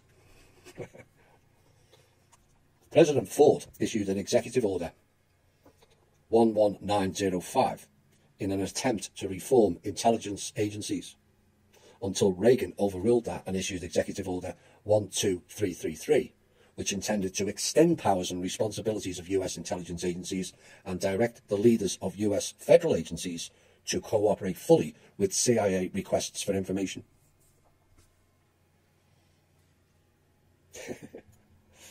It's unreal. Executive Order 12333 has been regarded by the American intelligence community as a fundamental document authorizing the expansion of data collection activities. Understand where this is going now? The document has been employed by the National Security Agency, the NSA, as legal authorization for its collection of unencrypted information and encrypted. So encryption was developed by the CIA. You don't think they didn't put backdoors in it. Flowing through the data centers of internet communications giants Google and Yahoo. NSA. Ford and Carter banned the political assassinations via US intelligence services. That was the initial executive order. But in 1998, the CIA changed the wording and reclassified targets as being connected to terrorism. And so getting around the executive orders. So when you hear, good evening, this is your news from CNN, MSNBC, Fox, ABC, CNBC and Bloomberg, all brought to you courtesy of the CIA and its parent company, the Cult of Ra. Totally. President Gerald Ford fired Colby after that revelation that 400 plus CIA agents were on the payroll to feed media sources fabricated stories aimed at steering public opinion.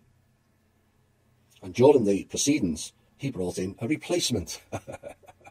George Herbert Walker Bush, who completed the CIA's testimony.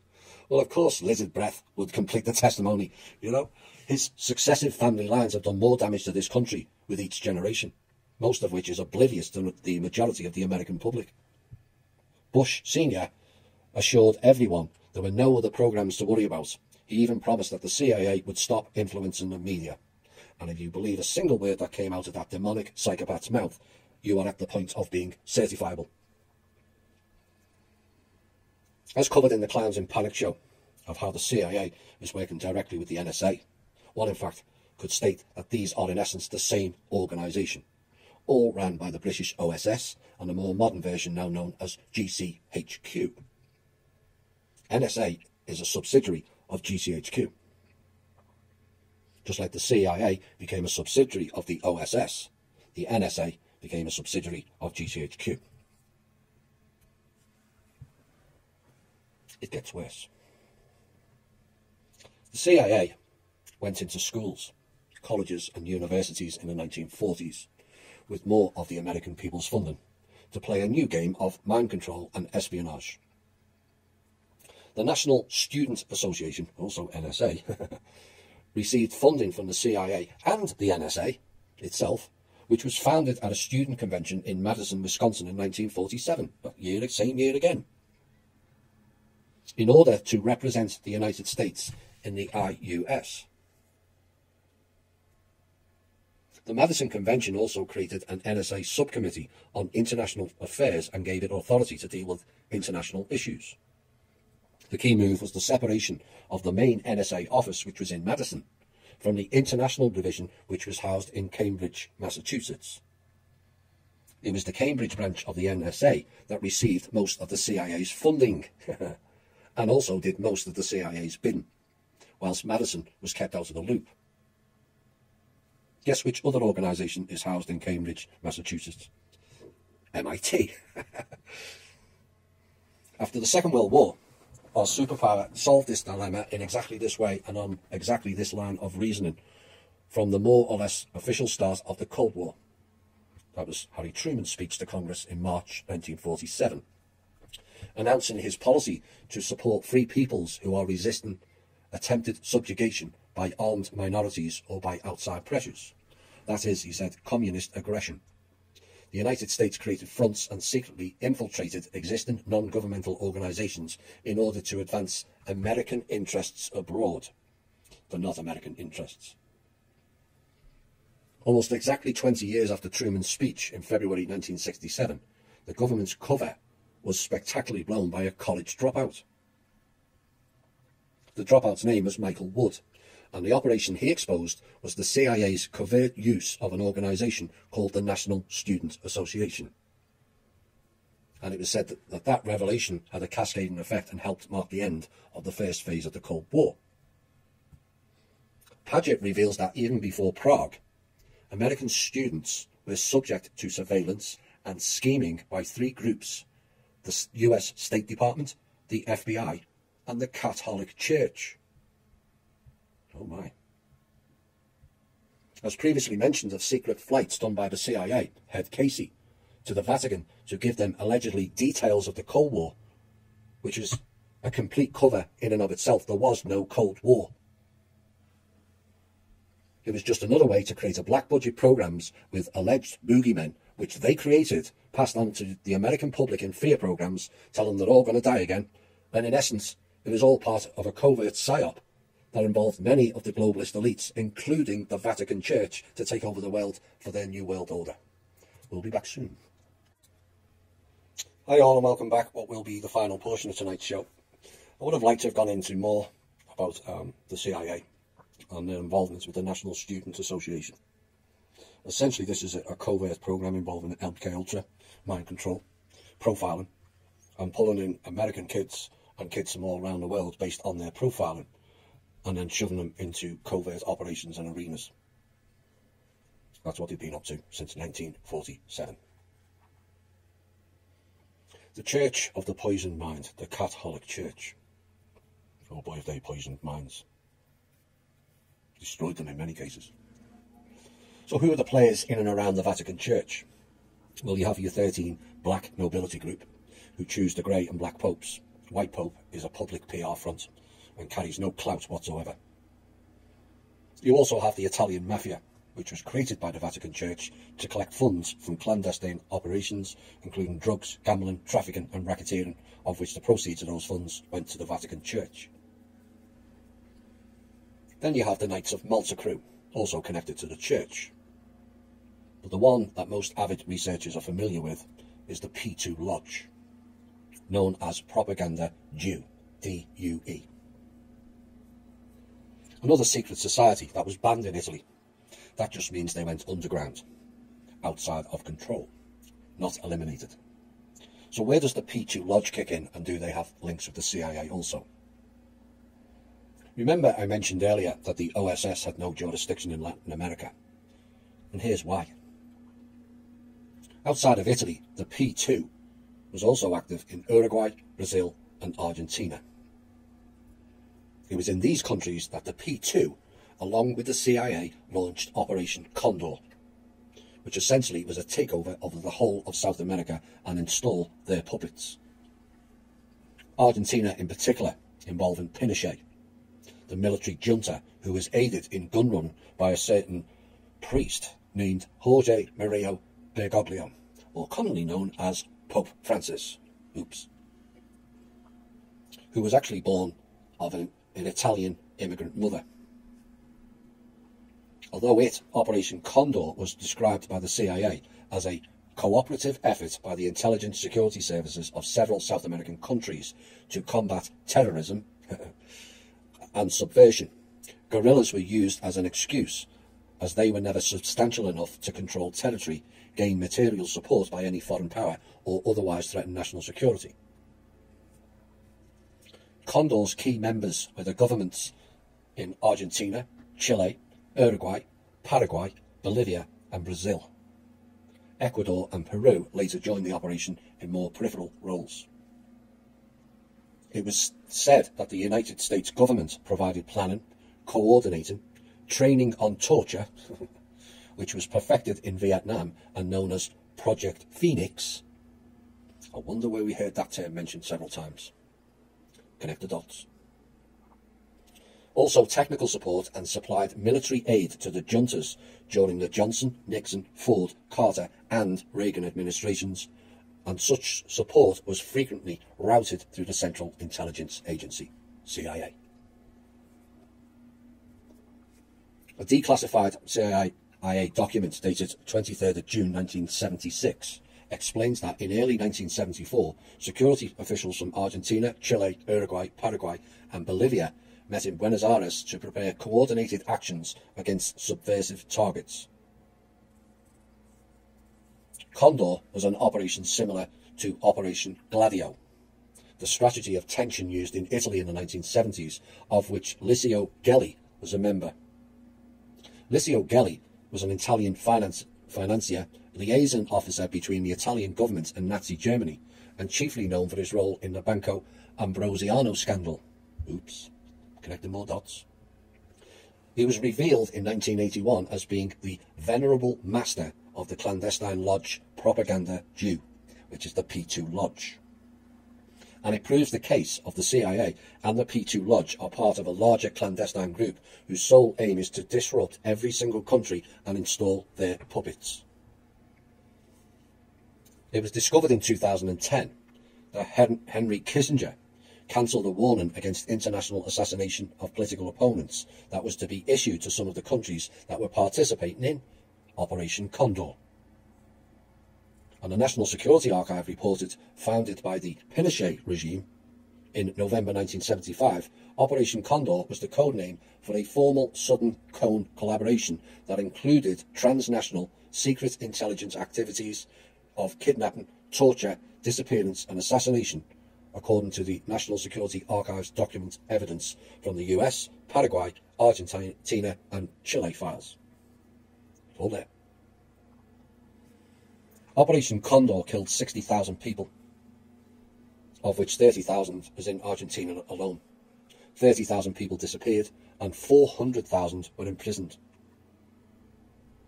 Henry Kissinger played a prominent role in Operation Condor, and there was an extradition order for him to stand trial in August 2001. Argentine Judge Rodolfo Canicoba sent a letter rogatory to the US State Department in accordance with Mutual Legal Assistance Treaty, requesting a deposition by Kissinger to aid the judge's investigation of Operation Condor. On the 16th of February 2007, a request for the extradition of Kissinger was filed at the Supreme Court of Uruguay on behalf of Bernardo Arnone, a political activist who was kidnapped, tortured and disappeared by the dictatorial regime back in 1976. The editors of the New York Times, no surprise, defended Henry Kissinger, arguing, quote, that he should be given a pass for his role in Condor and other dirty works because the world was polarised and fighting communism involved hard choices and messy compromises, unquote. The New York Times. Replace an N with a J. And then you've got your correct term.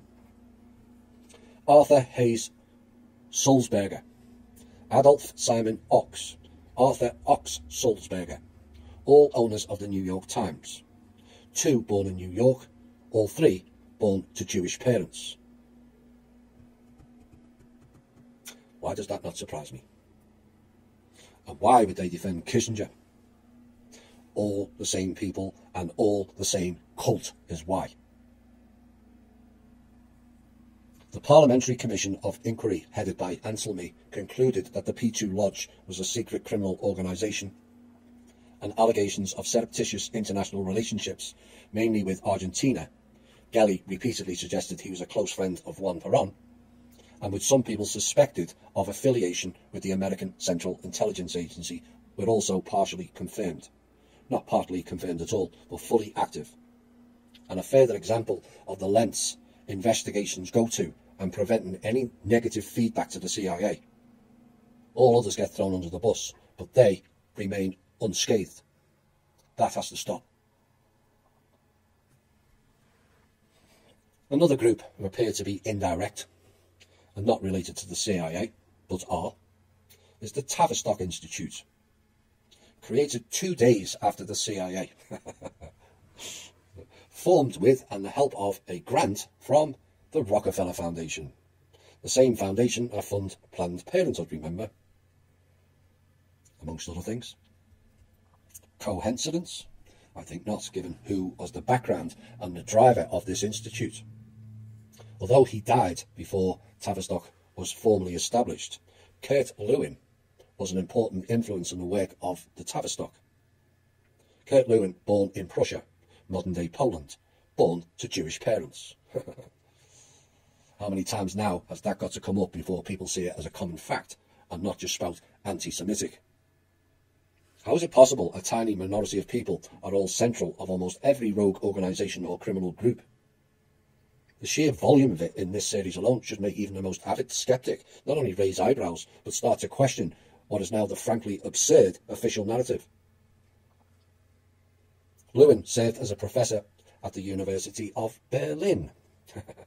Same time as Helms, I think it was. During which time he conducted experiments about tension states, needs, motivation and learning. In 1933, Lewin had tried to negotiate a teaching position as the chair of psychology, as well as the creation of a research institute at the Hebrew University. Oops. Lewin, often associated with the early Frankfurt School, originated by an influential group of largely Jewish Marxists at the Institute for Social Research in Germany. But when Hitler came to power in Germany in 1933, the Institute members had to disband, moving to England and then to America. In that year, he met Eric Trist of the London Tavistock Clinic. Trist was impressed with his theories and then went on to use them in his studies on soldiers during the Second World War. Now, Lewin immigrated to the United States in August 1933 and became a naturalized citizen in 1940. And a few years after moving to America, Lewin began asking people to pronounce his name as Blue-in rather than Levine, because the misspelling, it was said, of his name by Americans had led to many missed phone calls. Yeah, right. Another example of creating an anglicised name to hide the fact that he was Jewish. It wasn't Lewin, L-E-W-I-N, it was L-E-V-I-N. Levine. Tavistock, on one hand, was a branding company involved in psychological social engineering, and on the other were the left-hand path of MK Ultra in non-physical mind control experimentation. It is said, it's not said, it's confirmed, they created the Beatles, the Rolling Stones, rap, and also hip-hop for subversive purposes. They were also involved in the feminism and transgender movements and programs, plus various other divisive programs launched on the people. Now, cited as Lewin's or Levine's influences was Leon Festinger, born in New York, born to Jewish parents. Leon became known for the term cognitive dissonance. Blumer Wilfovner Zygarnik was another of his influences, born in Lithuania, born to Jewish parents. Morton Douche was another one, born in New York, but unable to retain his parentage. Lewin came up with the theory of force field analysis, which may give people a clue of how they work. Force field analysis provides a framework for looking at the factors, forces, that influence a situation, originally social situations. It looks at forces that are either driving movement towards a goal, helping forces, or blocking movement towards a goal, hindering forces. And the key to this approach was Levine's interest in gestaltism, understanding the totality and assessing a situation as a whole, and not focusing only on individual aspects. Seeing the bigger picture in it, essentially. Further, the totality for an individual, their life space, derives from their perception of their reality, not an objective viewpoint. Their perception of reality provides the clue there, in that passage, and here is how they deliver it. An early model of change developed by Levine described change as a three-stage process. The first stage he called unfreezing. It involves overcoming inertia and dismantling the existing mindset. It must be part of surviving, and defense mechanisms have to be bypassed. In the second stage, the change occurs. This is typically a period of confusion and transition, where we are aware that the old ways are being challenged, but we do not have a clear picture as to what we are replacing them with. In other words, the mind is confused. What they knew, what it's been replaced with. The third and final stage he calls freezing. The new mindset is crystallizing, and one's comfort level is returning to previous levels. Levine's three-step process is regarded as a foundational model for making change in organizations. Subsequently, MK Ultra is also 3 stages. And after the third stage, the person is unaware of who they are or what they do. Levine also worked on what he called group dynamics. Critics shared the opinion at the time that groups did not exist as scientifically valid entities. It had been said by skeptics that the actions of groups were nothing more than those of its members considered separately. Levine justified group existence by using the dictum, "The whole is greater than the sum of its parts." He theorized that when a group is established, it becomes a unified system with supervening qualities that cannot be understood by evaluating members individually. This notion that a group is composed of more than the sum of its individual members quickly gained support from sociologists and psychologists who understood the significance of this emergent field. Quite why they couldn't understand it before is beyond me, but most of them are book people. I hope more who listen to this show haven't just heard the last few paragraphs of how we change our mindset and think and act different fits into what we are doing in GHI, not what they are doing. Essentially, we are deprogramming on a massive scale, and not all are up to the task, and why it's important for the group to remain unified. It is their antithesis of divide and conquer, and why this group is targeted heavily, who have undergone the mindset freezing program mentioned earlier. If our light cannot unfreeze it or them, which is an external light from the programmed person's perspective. The key, as always, is their own internal light must shine, which is why it is pointless at this juncture trying to wake them up. They have to do their own work. And perhaps now people will understand this quote better. Immigration of the future will not be country to country, but from their world into our world. A world of perceived reality into actual reality. And I hope with this show it has connected some more dots for you in this series, the depth of which is staggering.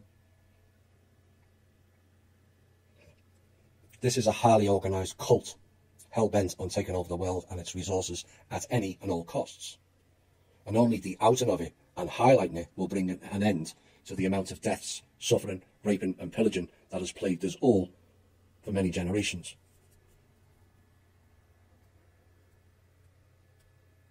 The question remains, if all this fighting for freedom and getting rid of dictators, despots, communists, tyrants that has gone on for the last 100 years, with all of them now out of the way, why hasn't our lives improved one iota?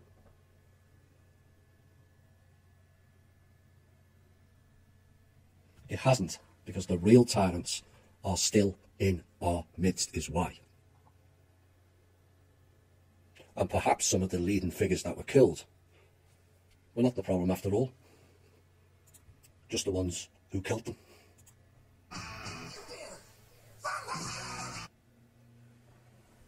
This has been From Russia with Love 7. I hope you all enjoyed it. A lot of details, a lot to get your head round. But I hope it's now given you more of the bigger picture of what has, and in part is, going on currently. These characters are all connected, wherever you look. And it's up to every one of us to bring them down. This has been the Truth, Honour and Integrity Show. My name's Thomas Williams. Bye for now.